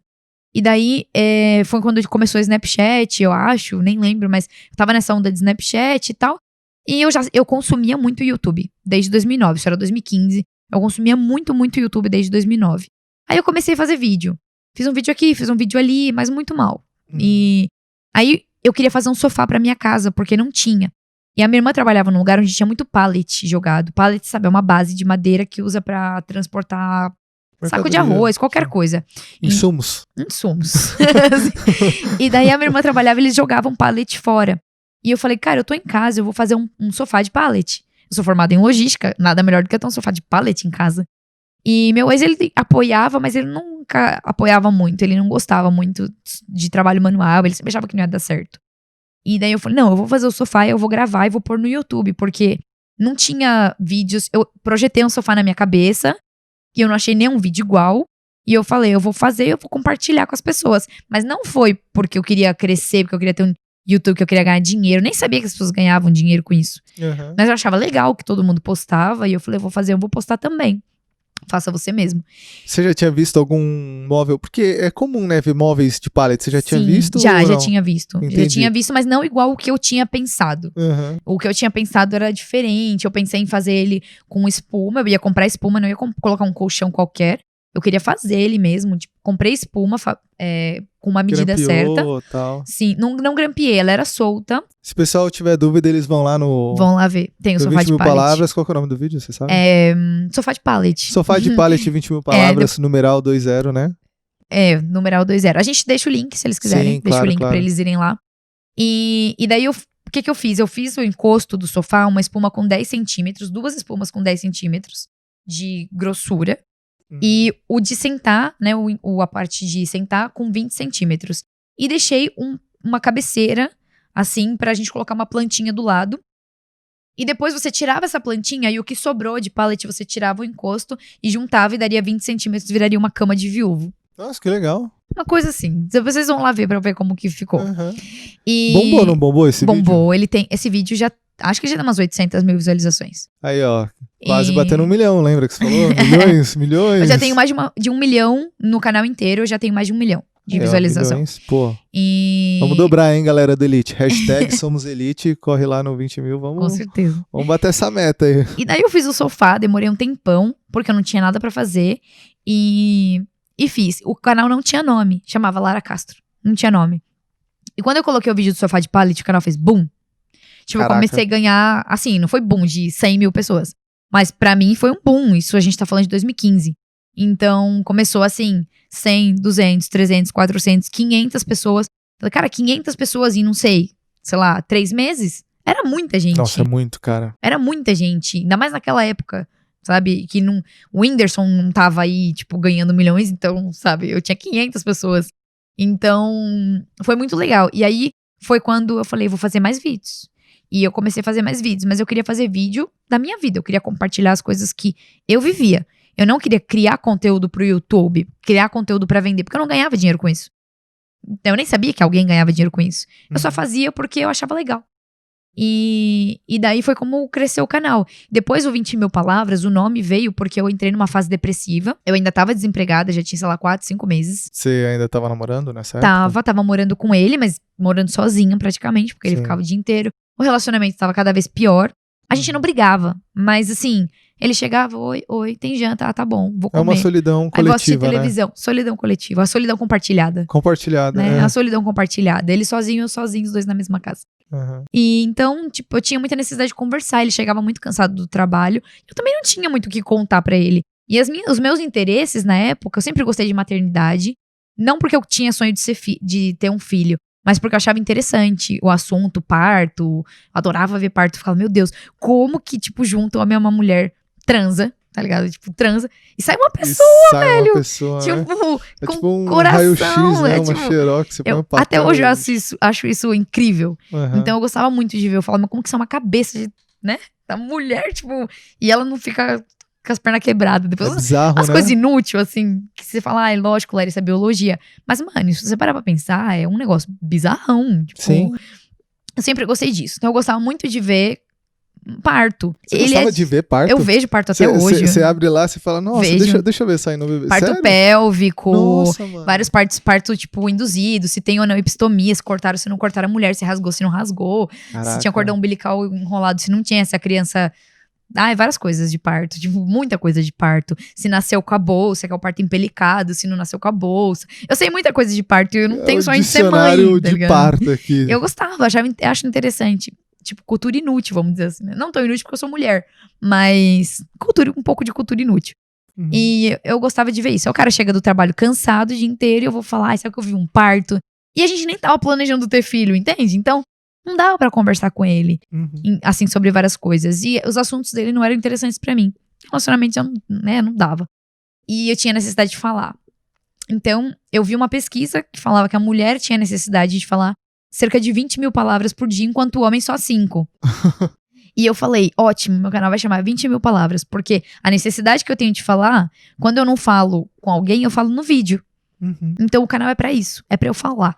E eu coloquei 20 mil palavras, meu canal era pra isso.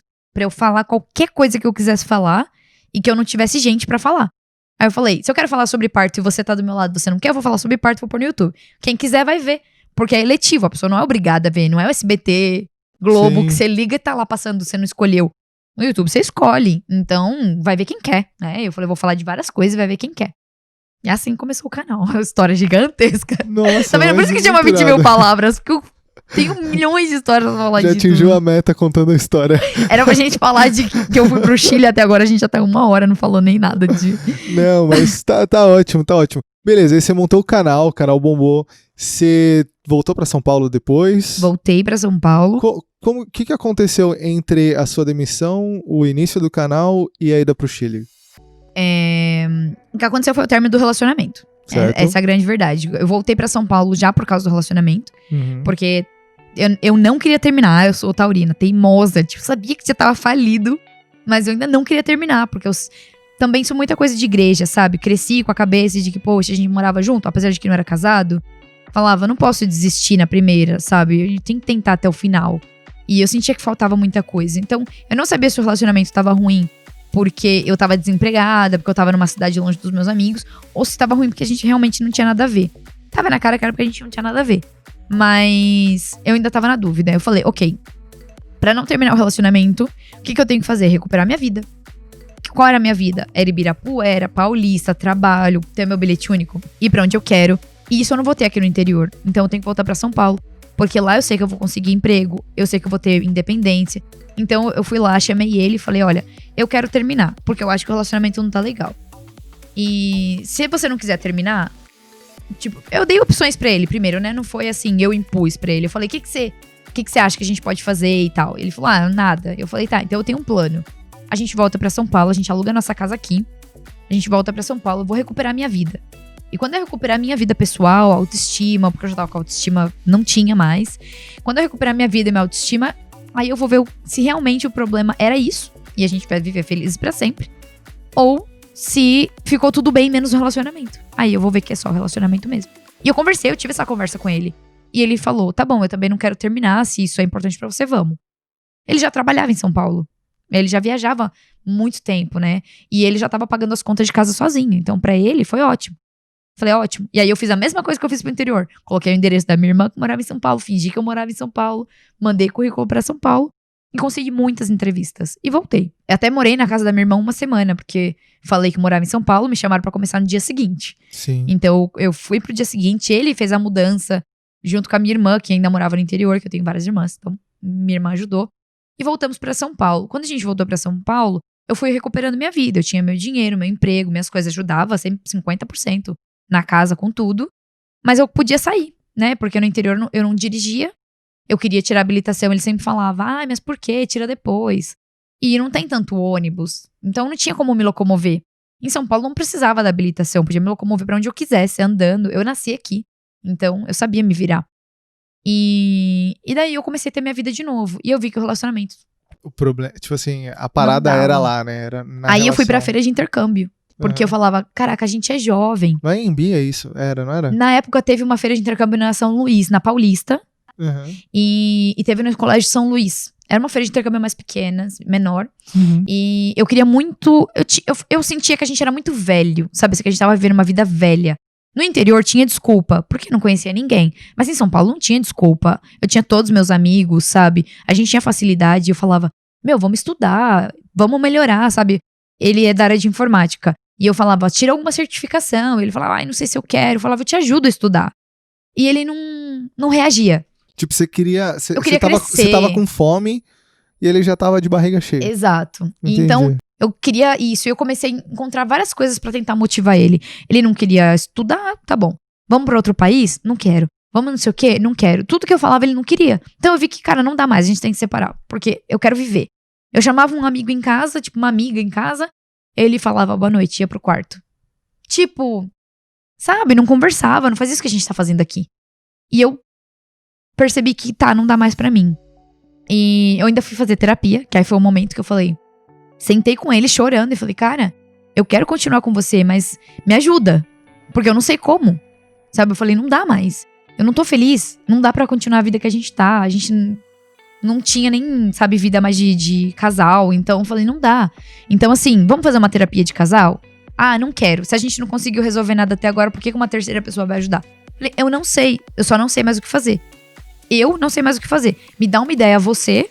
Ou vamos fazer terapia, cara, porque eu não sei mais o que fazer. Ele não falou, não tenho nenhuma ideia, eu tô feliz e eu não quero fazer terapia. Aí, tipo, eu ficava me sentindo a culpada, né? Falava assim, caraca, ele tá feliz, mas eu não tô. E eu não tinha autoestima suficiente pra entender que se um dos dois não tá feliz, tem que acabar. Eu pensava, se ele tá feliz, o relacionamento tem que continuar, eu que me dane. Porque era falta de autoestima total. Minha melhor decisão na vida foi... Todo mundo podia falar isso pra mim, mas é uma coisa que você tem que perceber sozinho. É uma sacada pessoal, né? Individual. É uma coisa sua. Sua mãe pode falar, sua irmã pode falar, qualquer pessoa pode falar. Mas você precisa descobrir isso sozinho. Ele não quis fazer terapia, eu fui fazer terapia sozinha porque o meu convênio cobria 10 sessões.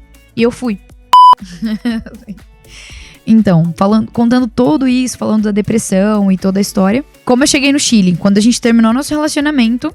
Eu fiz a tatuagem, eu tirei a minha habilitação, que foi uma das coisas que eu queria muito fazer. Nunca tive carro aqui, minha família nunca teve carro e eu nunca nem usei essa habilitação, mas eu tirei. Mas foi uma conquista. Foi uma conquista. Pra mim foi uma conquista porque eu fui a primeira da minha família a tirar a habilitação. Caralho, mano. Eu fui a primeira da minha família a fazer tatuagem. E daí eu tive a ideia de... Eu queria ir pra um outro país, queria ir pra Austrália, mas aí não vou entrar tanto em detalhes porque a gente já conversou muita coisa. Depois a gente pode gravar até um vídeo, sei lá, falando sobre isso... Gravando eu do Chile, você do Brasil ou da Austrália. Pessoal, você deveria ir. Ela veio do Chile pra cá só pra gravar com a gente. Só pra gravar com a gente. Deixa a minha mãe escutar isso.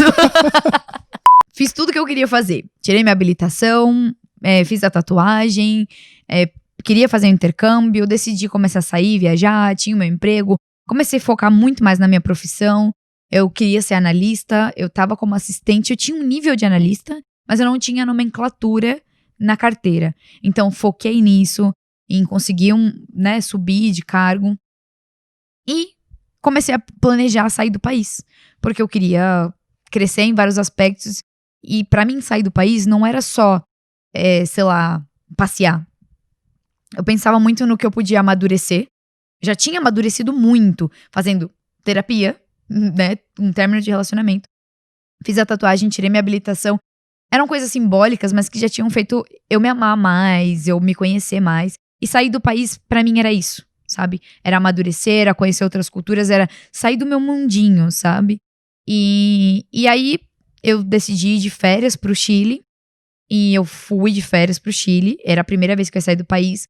Não foi assim tão simples. Pra mim, a minha maior inspiração foi um amigo. Que ele morava em Guaianazes. Ele teve uma infância... financeiramente bem difícil também.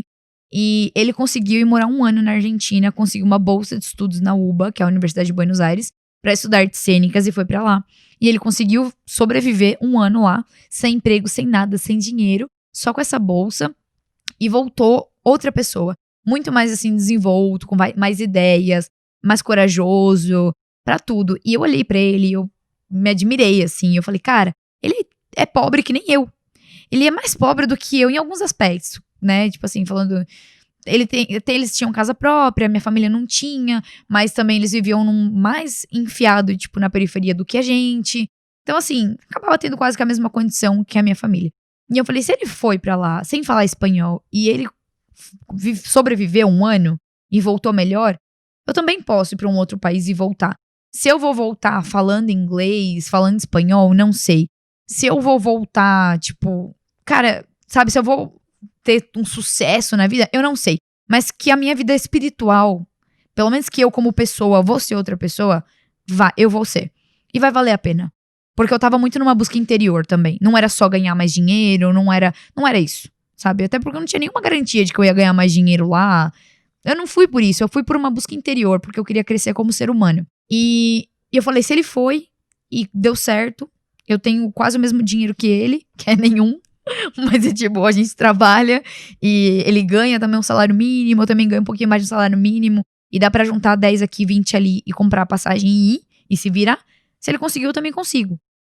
E eu fui conversar com ele quando ele voltou da Argentina. E eu tinha planos de ir pra Argentina. E ele acabou falando, eu tô indo de férias pro Chile, vamos comigo. A gente se planejou. E planejou. A gente se planejou assim, vamos acampar. A gente não paga hospedagem. Ah, ele foi junto. Ele foi nas minhas férias, nas minhas primeiras férias foi. Uhum. A ideia era tirar férias. E daí ele foi comigo. Mas assim, eu ia sozinha pra Argentina. E por coincidência ele tinha férias e ele tava indo pro Chile. A gente falou, por que a gente não se junta, ao invés de comprar 2 barracas, que era 200, 300 reais uma barraca de acampamento, por que a gente não se junta, compra uma e dorme os 2 na barraca? É só férias. Beleza. Compramos barraca usada. Então, a gente começou a se juntar. Ele comprou uma coisa pra cozinhar, porque a gente sabia que não ia ter dinheiro pra comprar em restaurante. Então ele comprou a cozinha de acampamento, eu comprei a barraca. Aí, sei lá, ele comprou uma garrafa de gás e eu comprei uma capa de chuva. Vocês foram como pro Chile de avião? A gente foi de avião, porque era E férias. cabe tudo isso? Barraca, essas coisas? Sim, não? porque a gente montou a mochila, a gente começou a pesquisar sobre trekking, sobre... Cara, a galera que faz trekking não pode levar muito peso. Então, porque você tá subindo montanha. Tem gente que usa isso como estilo de vida. Uhum. E vive uma vida de camping, com uma mochila, dá volta no mundo de mochila. A gente começou a ver história, escutar muito podcast. E a gente começou a ver várias histórias de pessoas que tinham isso como estilo de vida. A gente falou, cara, se o povo vive 1 ano com uma mochila, a gente pode ficar 15 dias com uma mochila, tá ligado? A gente pode cozinhar 15 dias macarrão com salsicha, miojo, mas não importa. A gente vai estar em outro país e a gente vai conhecer pessoas, e a gente vai conhecer histórias. E vai ser muito útil. E essa era a ideia. Ter umas férias pra conhecer pessoas, pra conhecer uma cultura, pra se virar num lugar onde ele falava espanhol, mas eu não falava espanhol. E a gente não ia ficar o tempo inteiro grudado na viagem. Então era isso, era ter uma experiência.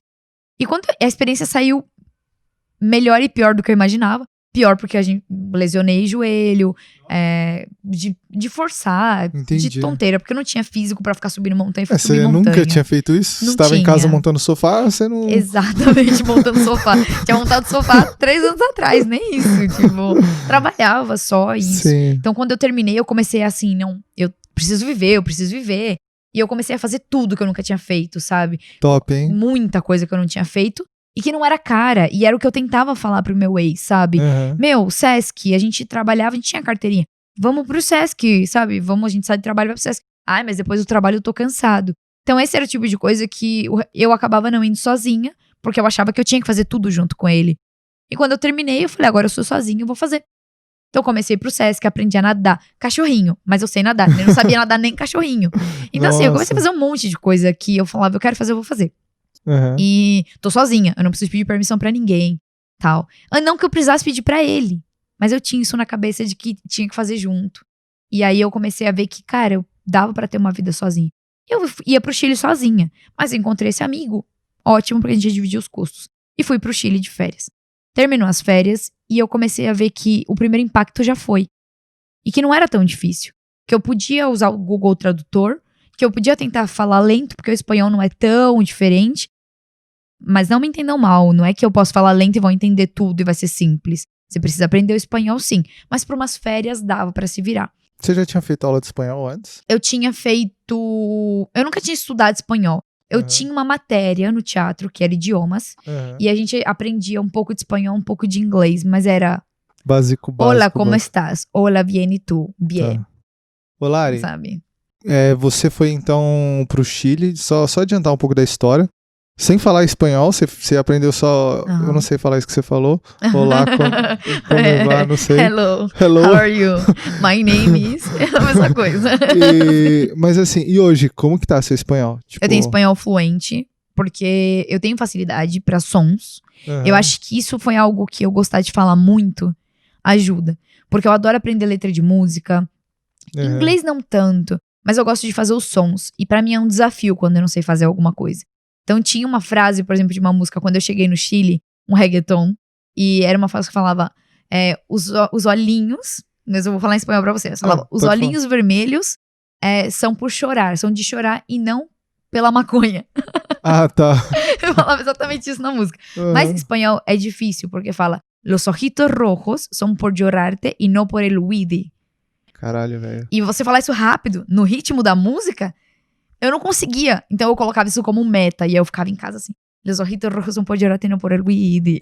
É muito rápido. Então, e tem que falar certo. Los ojitos rojos son por llorarte. Caralho. E aí eu ficava tipo... É um trava-línguas pra gente. Ô Lari, quem tá escutando e não conseguir falar isso daí, pode tirar espanhol intermediário do currículo. Pode tirar. Pode tirar o espanhol intermediário básico, que você não conseguiu pronunciar. Esquece. Não, brincadeira. Não, porque eu colocava no meu currículo lá espanhol intermediário, básico, sei lá, já coloquei em muitos. Depois que eu comecei a ter contato com o povo latino que fala espanhol, né? Cara, eu sou muito burro pra espanhol. Eu sou muito burro, muito burro. O pessoal acha que falar português e vão entender, né? Mas eu sei falar... É muito mais complexo, eu acho. É bem complexo. É bem complexo porque tem muita palavra que é igual. Vou dar um exemplo, tarado. Você vai escutar a gente lá falando tarado. Ah, esse menino é um tarado. Mas não é a mesma coisa. É tipo um pentelho? Tarado lá é tipo bobo, mas muito bobo. Ah, tá. É um bobão. E é uma ofensa. Não é assim... A gente fala um bobão aqui, não é uma ofensa. Tarado lá é uma ofensa, é tipo um retardado mental. Você fala assim, é um retardado mental. Com todo respeito com quem tem retardo mental, porque a gente sabe que nem é isso. O pessoal da censura tá sem trabalhar. Mas assim, é um xingamento, é uma ofensa. Falar tarado é porque é uma pessoa muito tonta, sabe assim? Entendi. É retardado, assim. Tipo, se eu... Entendi isso. Então pra falar tarado, igual a gente fala, é pervertido. E tem várias coisas, tipo, nossa, pastel pra gente é torta. Torta pra eles é bolo. Então, assim, é muita coisa que é trocada, sabe? Nossa, sobrenome é apelido, apelido é sobrenome. Caraca. Se alguém falar qual que é o seu apelido, tá perguntando o seu sobrenome, não tá perguntando o seu apelido. Se alguém falar qual que é o seu sobrenome, é o seu apelido, não é o seu sobrenome. Caraca, velho. Tem muita coisa. Então, assim, Nossa. você acha que você tá arrasando, tá ligado? Pô, se eu chego num lugar desse e me deparo com uma situação dessa, eu vou falar, mano, eu fumei uma maconha, eu não sei, cara. Assim, O que tá acontecendo? Alguém fala assim, seu nome, você fala Felipe. Seu apelido, você fala Fê. A pessoa vai colocar Felipe Fê da Silva, tipo, tá ligado? Não, é assim, tipo... a gente vai entrar num loop. Não, mas seu sobrenome, Fê. Passar não, fome. mas seu sobrenome, Fê. Mas seu sobrenome, Fê. Passar nome não passa. Passar fome não passa. Passar nome. Passar fome não passa. Tipo, você consegue, tá ligado? Qualquer pessoa se vira. Mas falar que você vai conseguir um emprego, tá? Porque passar fome, eu tô falando de você... Trabalhar na minha área. O sonho de todo mundo é trabalhar na minha área. Não vai. Sem falar espanhol, não vai. Imagina na sua área. Não sei, meu namorado é engenheiro civil. Ele faz os cálculos. Ele é engenheiro calculista. Então ele faz todos os cálculos de estruturas. Mas depois ele tem que redigir tudo, os cálculos e colocar, e escrever coisas técnicas. Como você vai escrever técnico em espanhol se você não tem espanhol? Já pensou? Eu chego na conta que é 34, falo pros caras 34 é 78 em espanhol? Não sei. Não, nem tanto assim. Mas tem algumas, por exemplo, palavras. Uma das coisas que existem muitas palavras iguais em português e em espanhol, mas que por costume não usa. Então, por exemplo, existe a palavra necessidade. Eu necessito. Mas ninguém fala necessito no Brasil. A gente falou eu preciso. A palavra preciso também existe no espanhol. Mas eles não usam como a gente. Porque preciso pra ele é só de precisão. Entendi. Não de necessidade. Então, eles usam a palavra preciso. Esse copo está preciso em cima dessa mesa. Tipo, sabe? Entendi. Não é de necessidade de eu preciso desse copo em cima dessa mesa. Mas a palavra existe. E pra gente existe a palavra necessidade. Por isso que quando eles falam necessito, a gente entende muito fácil. Mas se você falar preciso, pra ele não vai te entender. Entende? Então, assim, é nessas coisas que o brasileiro erra. Ele acha que ele vai pra lá e ele vai falar o portunhol e todo mundo vai entender. Só que não adianta falar lento se você estiver falando preciso, que ele não vai te entender. Eu já cansei de ver gente falando assim, eu preciso. Não vai entender, cara. Eles não vão entender. Você fica igual idiota falando lento. Eu tô com o outro assim, ele fala... Ele fala, não tô entendendo nada do que tá falando aqui. Ou então falar, eu me esqueci. Não existe a palavra esqueci. É olvidar. É completamente diferente. Não sei nem falar. Então ficou assim, eu trabalhei em hostel. O pessoal ficava assim, tentando falar com alguém que falava espanhol. Eu esqueci a chave. O som do X também não existe em espanhol. Então, chave pra eles não soa a nada. É igual o B e o V, né? Escreve igual, é parecido, llave. Se alguém fala pra você, passa-me las llaves. Pelo contexto, você entende. Mas eles não vão entender chave, porque chaves não existe pra eles. Então, não parece nada. Ô, Lari, mano, você foi lá, você fez a trilha e... Me explica como que de lá chegou aqui você falando Lamorito? Sim. Eu voltei Os pro olhos Brasil. roxo. Eu adorei Santiago. Eu Aham. adorei Santiago. E eu achei Santiago muito parecido com São Paulo. E aí, nesse momento, eu tava no momento de me desafiar. E eu falei assim, já tinha me desafiado a várias coisas. Tirar habilitação, na raça, não paguei quebra. E falei, não paguem. Pega a visão. Porque eu acho que quando você paga quebra, você tá te dando um atestado de incompetência pra você mesmo. Você Eu tá acho que- colaborando com a corrupção que você acha que não deveria ter no país. Exatamente. Não só isso, mas é um atestado de incapacidade. Caramba. Você fala, tirei a habilitação, mas se você realmente tem uma capacidade pra tirar, você tira na raça, cara. Mas todo mundo é corrupto. Não é assim. Eles podem te reprovar corruptamente uma vez, 2 vezes. Na terceira você passa. E você vai gastar menos dinheiro do que pagando quebra ainda. Então Pode ser, eu falei, pode até ser que eu vá bem e eles me reprovem porque eu não paguei o quebra. Não importa. Mas pra você pagar o quebra, sei lá, R$800, você faz 10 provas, cara. 10 não, mentira. Mas faz 4 provas. Se você pagou o quebra, você é um tarado. Você é um tarado. Sim, isso aí. Isso aí. Bem isso. E daí eu tava nessa época de me desafiar. E eu falei assim, eu tô numa vida cômoda no Brasil. Eu tinha meu emprego, tinha acabado de ser promovida de assistente pra analista. Tava ganhando quase 3 salários mínimos. Pode não ser muito dinheiro, né? Mas se você pensar em salários mínimos, é mais do que a maioria da galera.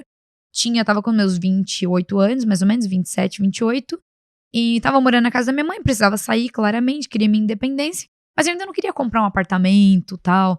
E eu queria viver alguma coisa maior. Não só de dinheiro, eu queria viver alguma coisa maior pra minha vida espiritual. Decidi ir pro Chile, de férias. Mas quando eu tava lá de férias, eu vi que eu poderia viver em Santiago e que não era muito diferente de São Paulo, que eu poderia me virar. Só que eu falei, como que vai ser a questão de trabalho? E aí eu tinha um amigo que tinha morado no Chile há muitos anos atrás e que ele tinha um irmão que ainda morava, que eu não conhecia muito, mas eu tava nos últimos dias de férias, eu tava no Chile, eu liguei pra esse meu amigo, mandei mensagem, falei, Rafa, você morou 1 ano no Chile, como que foi? Ele, pra mim não foi legal, porque eu sou da área da saúde, eu não consegui emprego, tararara. Mas Lara, você que se vira, você que, tipo, tem um emprego mais administrativo, você se vira, eu acho que pra você seria legal. Mas olha, eu tenho um irmão que mora aí, você lembra do Carlos? Lembro do Carlos.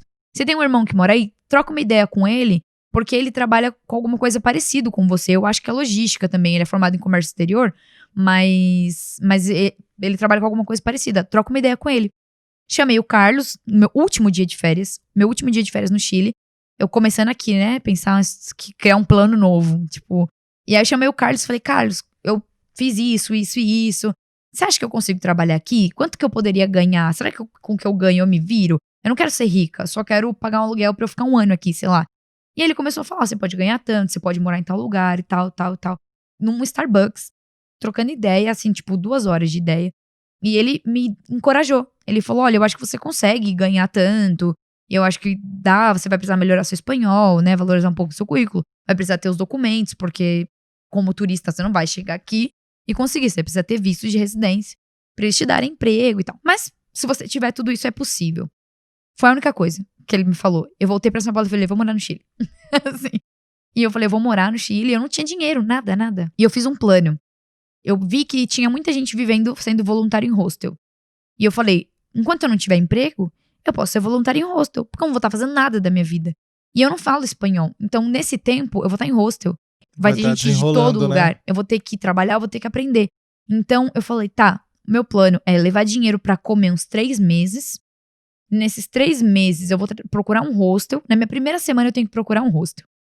E é isso que eu tenho que fazer. A minha prioridade é ter teto, né? Vamos por prioridades. Você morou no hostel? 5 meses. Tá. Morei 5 meses no hostel. Morou e trabalhou? E trabalhei. Foi em troca? Em troca, não ganhava salário. Tá. Eu trabalhava lá pra morar lá. Entendi. E depois de um tempo, eu trabalhava mais horas e eles me pagavam, tipo, R$500, que não é nada lá de dinheiro, mal dá pra comer. Mas era alguma coisa. O salário lá é mensal? É mensal. E eles te pagam por hora? Como que é? Não, mensal. Seu salário é mensal. É fixo. Lá tem o hábito de trabalhar mais do que o período de trabalho? Sim, e não te pagam. Porque aqui acontece a mesma coisa, né? O pessoal, Sim. tipo, tem entrevista de emprego pra trabalhar das 8 às 5, só que você vai sair 9 horas da noite. E não vão te pagar. E não vão te pagar. Sim, lá tem uma coisa chamada artigo 22. Tá. Que é quando você trabalha mais ou menos por desempenho, não por hora. É uma desculpa esfarrapada pra você trabalhar mais e não ganhar hora extra. Uhum. Sendo bem sincero. O artigo 22 é assim, você cumprindo as suas funções, você pode trabalhar menos ou mais de 8 horas. Mas você acha que vai ser pra trabalhar menos? Não vai. Não, eu vou colocar que sua função é lá em cima. Exato, Sua vou colocar meta é lá em várias cima. atividades aqui e tal, e pronto. E tudo bem que tudo isso é contrato, lá não tem carteira de trabalho, é só Uhum. contrato. O cara vai falar pra você quando você tá entrando na empresa, não, dá pra você fazer tudo isso aqui em 8 horas, vai ter dia que você vai fazer menos. Mas quando você começa a fazer, você vê que não é bem assim. Uhum. Então, se você entrar por artigo 22, pensa bem. Assim, pensa bem se a empresa realmente é uma empresa legal. Porque se for uma empresa picareta, cara, você vai dar o seu sangue ali pra... Então, você pede um bom salário, principalmente se for artigo 22. Tenta negociar um bom salário. Uma das coisas diferentes de lá é que, geralmente, não tem a vaga com salário e você vai lá e... eu quero trabalhar e vai ser esse salário. Geralmente, tem a vaga. Você faz a proposta de quanto você quer ganhar pra fazer isso. E eles te dão uma contraproposta. Existe, e no mesmo esquema do Brasil existe. Eles falam, auxiliar de logística a gente paga 500 mil pesos. Existe. Mas tem muitos que não falam. Então eles falam, auxiliar de logística tem tudo isso aqui pra fazer. Essas são suas funções. Quanto você quer ganhar? Aí você fala, eu faria por 600. Aí eles podem te falar, legal, seu currículo é bom, a gente vai pagar os 600. Algumas empresas falam, não, seu currículo é bom, a gente vai pagar 650. Tipo, Você acha isso bom? Olha, é legal em alguns aspectos. Se você já tem Se você tá num ponto da carreira como eu tô, é legal. Uhum. Porque você já tem... Você pode se vender. Entendi. Você pode negociar falar, mano, eu não aceito. Não aceito. Você fala, não aceito. E confiar no seu taco. Uhum. Você fala, eu sei que um profissional como eu no mercado não vai aceitar ganhar menos que isso. Então eu vou negociar. Mas se você tá começando, é ruim. É um pouco ruim. Porque você não sabe quanto vale o seu trabalho. Uhum. Então você fica ali na dúvida, né? Você fala, caraca, nunca trabalhei de nada. Vou pedir o mínimo. Entendi. Entende? Sabe então... uma coisa que eu acho interessante disso que você tá falando? Eu não sei como que funciona na prática, mas que nem a galera fala muito de desigualdade de salários, né? Uhum. Entre homem, mulher e tal, tudo mais. Se isso daí vai do profissional, meu valor é tanto, talvez, eu não sei. Lá existe, mas desigualdade de salarial, sim. Mesmo tendo isso? É que aqui no Brasil a gente tenta praticar. Não é no Brasil, eu acho que em multinacional, no geral, eles tentam. No mundo todo, na Austrália tem demais disso também. Manter todo mundo é analista, todo mundo ganha mais ou menos a mesma coisa. Eu não sei como é no Chile, porque eu nunca trabalhei no RH de lá, então eu não tenho ideia. Mas eu imagino, e claramente as pessoas não falam, são super fechados, ninguém vai falar quanto ganha. Uhum. Mas eu imagino que tem muita diferença salarial. Tanto é que quando eu saí dessa empresa, que eu falei que é uma empresa esportiva, grande, eu sei que eles mandaram muita gente embora por causa disso. Entendi. Porque as pessoas já estavam com um salário, assim, surreal pro cargo. Mas aí será que não é porque tá cortando despesa? Eles estavam cortando despesa, não foi só por isso. Uhum. Mas eu acho que isso foi um bom momento pra eles nivelarem. Entendi. Entende? Porque tinha muita gente que na sua época negociou um salário X, tava há muitos anos de empresa, cresceu e tava não tem a questão do top, né? Até tem, mas anos atrás eu acho que não tinha, então chegou um momento em que a pessoa passou muito do top pro cargo dela, mas tinha anos de empresa e não tem igual no Brasil, que é um dissídio, sabe? Não tem 13º, são outras leis. Entendi. Então tem algumas coisas que vai ser um pouco diferente, sim. A cabeça embaralha? Eu acho que não. Geralmente eu penso no meu. Eu digo assim, por exemplo, se eu cair de paraquedas lá, eu vou ficar perdido. Eu vou falar, mano, não sei o que tá acontecendo, tá ligado? Uma das primeiras coisas pra conseguir emprego... Eu falo bolo, ele me dá torta. Eu falo torta, ele me dá churro, sabe? Exato. Exatamente. É bem isso. Se você falar torta, ele vai te dar bolo. Não, literalmente.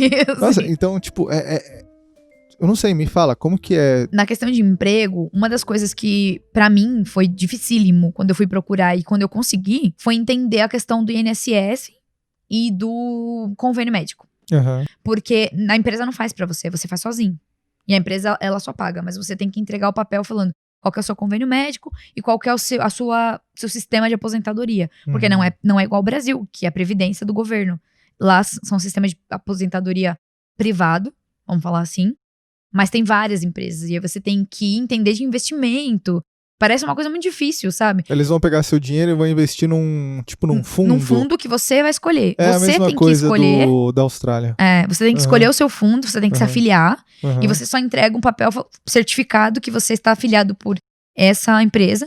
E aí, de acordo com o seu salário, eles têm que recolher uma porcentagem e entregar no fundo de aposentadoria que você está afiliado. Entendi. Então, assim, ninguém faz isso pra você. O RH não vai fazer.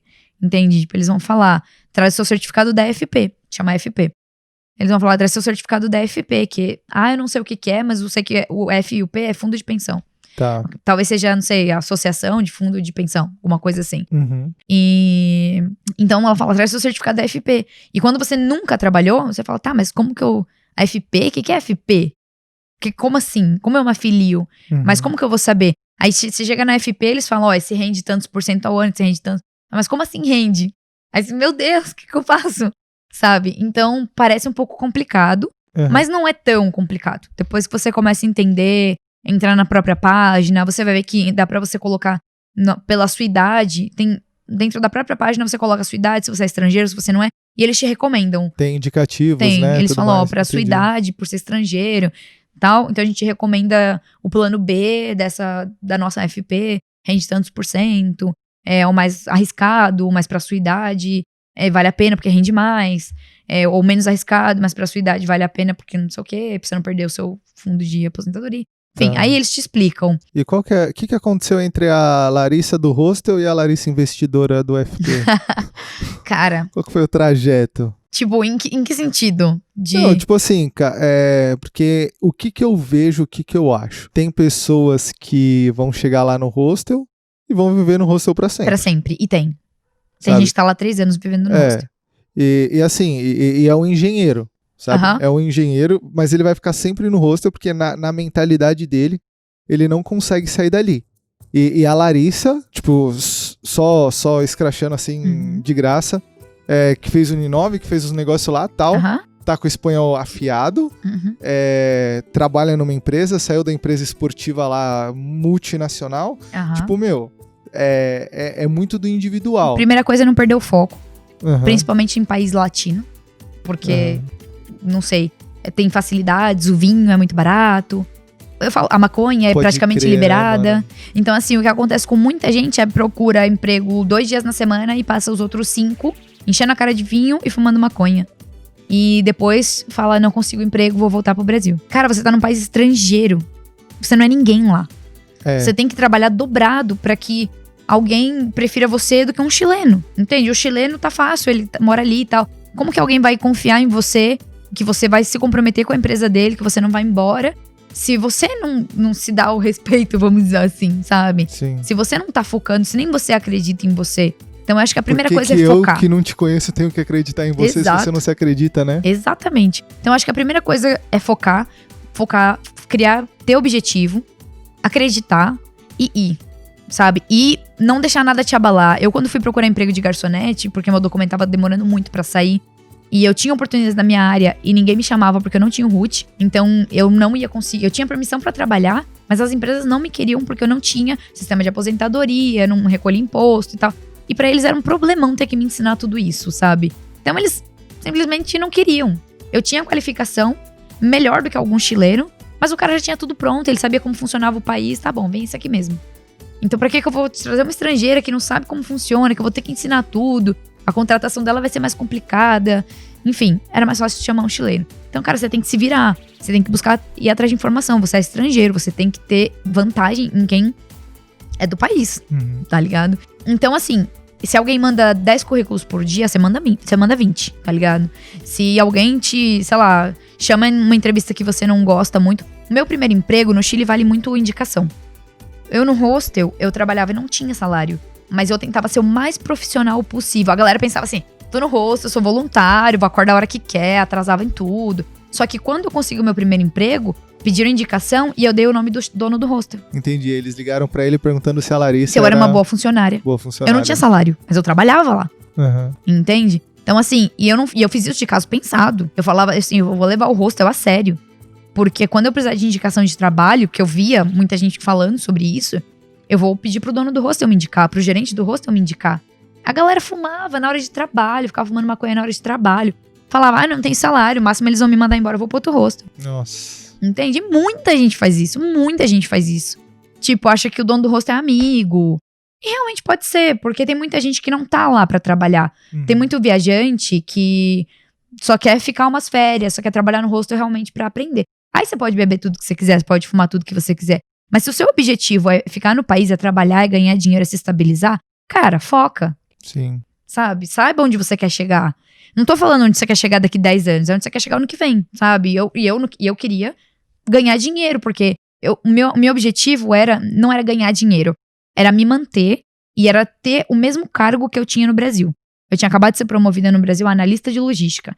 Então eu falei, eu quero ser analista de logística no Chile em uma multinacional. Top. Porque a multinacional trabalha com SAP, que é um sistema alemão, muito importante pra minha área. E se eu fosse trabalhar numa empresa muito pequena, eu não ia mais aprender muita coisa sobre o sistema. E esse sistema é um sistema muito caro pra você fazer curso. Então o melhor é aprender trabalhando. Então eu falei, por que eu quero uma multinacional? Porque a multinacional vai trabalhar com SAP. E eu vou continuar aprendendo. E não vou precisar fazer o curso. Porque eu sou muito preguiçosa também pra estudar. Eu prefiro aprender na vida. Então, pra eu continuar avançando nos meus conhecimentos de SAP, nos meus conhecimentos da minha área, eu tinha que estar trabalhando numa empresa mais avançada do que eu.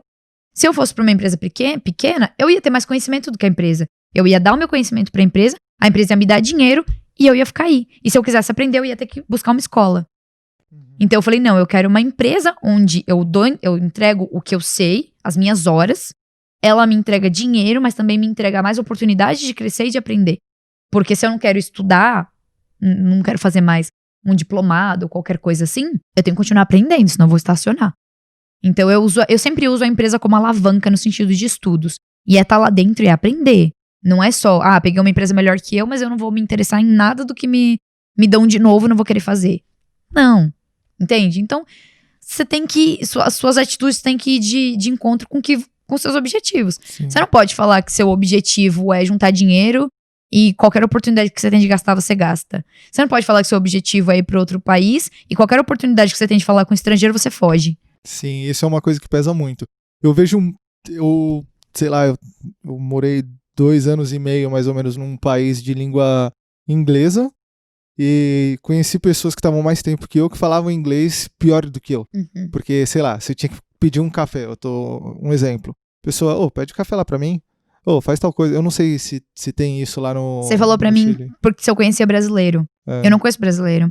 E uma das coisas que eu não queria, e as pessoas até me achavam arrogante, quando eu falava assim, eu não quero trabalhar com turismo. Eu trabalho no hostel, limpando o hostel. Eu prefiro limpar o hostel do que ficar vendendo pacote turístico na rua. Por quê? Tá. Porque o que acontece com o brasileiro lá é que vai vender pacote turístico e vende pra brasileiro. Porque a temporada de inverno pra brasileiro lá é boa. Então você sabe que vai vender pra brasileiro. O brasileiro, ele vai chegar lá, ele não fala espanhol, ele vai comprar de outro brasileiro, porque você vai me explicar melhor e tal. E você vai ter vantagem no mundo do turismo e vai começar a ganhar dinheiro com isso. E você não vai querer sair daí. Você vai entrar no conforto ali E não vai querer sair daí. e vai estagnar. É o que acontece com muita gente que vai sem profissão, sem faculdade, vai pra lá, consegue ver que o turismo, hoje em dia não dá por causa da pandemia, mas na sua época dava muito dinheiro. Não é muito, mas é mais do que talvez você sem faculdade no Brasil conseguiria. Uma pessoa sem faculdade no Brasil, trabalhando em loja, depende, mas ela ganha um salário mínimo fixo e vai ganhar comissão. Minha irmã trabalhou em loja, ela ganhava R$3.000 com comissão. E trabalhava muito pra conseguir, né? Porque era tipo R$1.000 fixo e a comissão chegava a 3.000. Você vai trabalhar lá de turismo, na época de temporada, você chega a ganhar 5, 6 mil, você pode ganhar isso. Você não vai querer sair daí nunca mais. Sim. Entende? Só que você não vai ter contato com o estrangeiro, porque você vai ficar falando português, vendendo pacote para brasileiro. Não vai conhecer como funciona realmente a vida no Chile, porque a vida do turismo é uma, a vida do chileno é outra. Você não vai sair disso. Você vai estar sempre morando em hostel, vivendo em hostel, vendo pontos turísticos. Vai ser muito legal no começo. Mas depois... Pra vida toda cansa, né? Tem gente que gosta, mas não era o que eu queria. E uma coisa que eu achei bem forte que você falou é... Se tem o imigrante, né, que ele não tem tanto conhecimento, por que eu, o dono da empresa, vou confiar em você se você não confia em você, né? E outra coisa também que eu acho que são duas vias, é muito melhor você ter um imigrante que é poliglota, que conhece culturas de diferentes regiões, de diferentes países, Então, se você é uma pessoa que você é confiante, que você vai lá, faz e acontece, o cara vai ter muito mais prioridade sobre você do que um outro que é igual no meio da população que, Exato. A graça de contratar um imigrante é ele trazer diferente. Ele trazer o diferente pra dentro da empresa dele. Então eu tenho aqui todos os chilenos que, não tô falando mal, tem sua qualificação, mas que já estão acostumados com o nosso sistema de trabalho, trabalham da mesma maneira, trabalharam em empresas chilenas, estudaram nas mesmas escolas, vieram das mesmas faculdades, podem ser ótimos profissionais, mas estão dentro da bolha. Pra eu contratar um imigrante, ele tem que me trazer alguma coisa. Gente, negócio, empresa é negócio. Ninguém tá te contratando porque tem peninha de você. Sim. É uma troca. Então, assim, o chileno, ele não vai querer fazer hora extra grátis. O brasileiro, ele é mais assim eu faço, só quero terminar isso aqui, eu quero entregar meu trabalho. O brasileiro, ele não tem tempo ruim pra trabalhar. Isso é muito verdade. A gente trabalha, a gente é muito focado. A gente é pau pra toda obra, sabe? Não tem o material certinho, a gente improvisa. Isso é um diferencial do brasileiro. Mas você quer usar seu diferencial trabalhando no turismo e ficando aí, ou você quer usar seu diferencial trabalhando numa empresa onde você tem a oportunidade de crescer e chegar a mais, sabe? Ou você vai chegar e vai falar, se o chileno não faz isso, eu também não vou fazer. Você vai ser um a mais. Sim. Sabe? Então, assim, com mais problemas, porque você é um problema pra empresa, contratação é um problema, é uma responsabilidade. A empresa, ela vai procurar quem dá o menor trabalho e o maior ganho, sabe? Então, é isso. Não tô falando pra você fazer 1 milhão de horas extra sem receber e pra você, sabe, tentar dar o mínimo de trabalho possível. Não, você tem que ter os seus direitos também. Mas você tem que pensar em qual é o seu diferencial, observar quem tá ali, sabe? Usar, se você fala... Eu falo português, espanhol, mas inglês, assim, né? Tipo, entendo, escutando, falar, só... Você coloca no currículo intermediário e... Então, olha, já me falaram pra colocar intermediário, eu fiz aula de inglês particular, e o meu professor falava, coloca intermediário, porque tem muita gente que se considera intermediário e fala menos que você. Você pode colocar intermediário, legal, Lari. mas eu não me sinto, não tenho confiança de colocar intermediário. Eu ainda coloco o básico, porque eu tive que fazer uma entrevista na Microsoft, e eu travei, porque claramente a gente imagina, quando você tá no hostel, todo mundo começa, hi, how are you, ou are you from? Todo mundo começa assim, tipo, no hostel. Você imagina que a conversa vai assim, porque a sua cabeça ela também tem um tempinho pra acostumar, né, com o idioma. Por mais que eu fale o inglês intermediário, se você começar a falar inglês comigo aqui agora, ele não vai sair intermediário. Entende? Tipo, ele vai... Tem que ficar aqui uma meia hora pra... Tem que esquentar, né? Tem que esquentar. É tipo um carro a álcool, né? E tem que esquentar. Então, assim... Por isso eu não considero meu inglês intermediário. Porque eu nunca morei num país, eu nunca fui pra um país que fala inglês. E eu não consigo mudar essa chavinha rápido. O do espanhol eu consigo. Se alguém virar aqui pra mim e falar... Vamos ali? Sim, vamos. Para onde? Para allá, vamos. Caralho. Vai. Pegou rapidinho, entende? Porque eu já vivi, eu já tenho o cérebro é um músculo, né? Eu acho. Sim. E ele tem memória, igual o nosso músculo. Por isso que minha barriga tá assim, porque ela tem a memória de sempre tá gordinha. Aí, assim. Então, é isso. Então, o inglês eu não tive essa vivência. Então, quando alguém fala, eu não consigo responder rápido. Mas se eu ficar aqui, eu consigo ler um livro em inglês, um livro pra criança, não sei. Um livro pra adolescente em inglês. Vai ter várias palavras que eu vou parar, eu vou buscar, vou procurar. Mas eu consigo ler e eu consigo ver um filme. Quando eu vejo o filme, nem sempre eu tô 100% na legenda. Ou eu tô vendo a legenda, mas eu tô rindo exatamente do que ele tá falando, entende? Eu tô num nível legal, mas eu não tenho eu não tirei a trava. E eu sei que se eu for pra qualquer país que fala inglês e eu ficar 2, 3 semanas lá, precisando, necessidade, porque tudo na minha vida eu aprendi na base da necessidade, eu vou destravar e vai fluir. E eu vou ter certeza que meu inglês é de intermediário pra mais. Mas enquanto isso não acontecer... Mas isso daí é papo pro próximo podcast, que você vai voltar aqui Sim. falando da experiência gringa no lugar inglês. Com certeza, mano. Deixa eu acabar essa quarentena aí. Eu quero muito. Hoje em dia, como eu tenho um namorado agora, a gente tá pensando em constituir família. Porque tá dando a crise dos 30.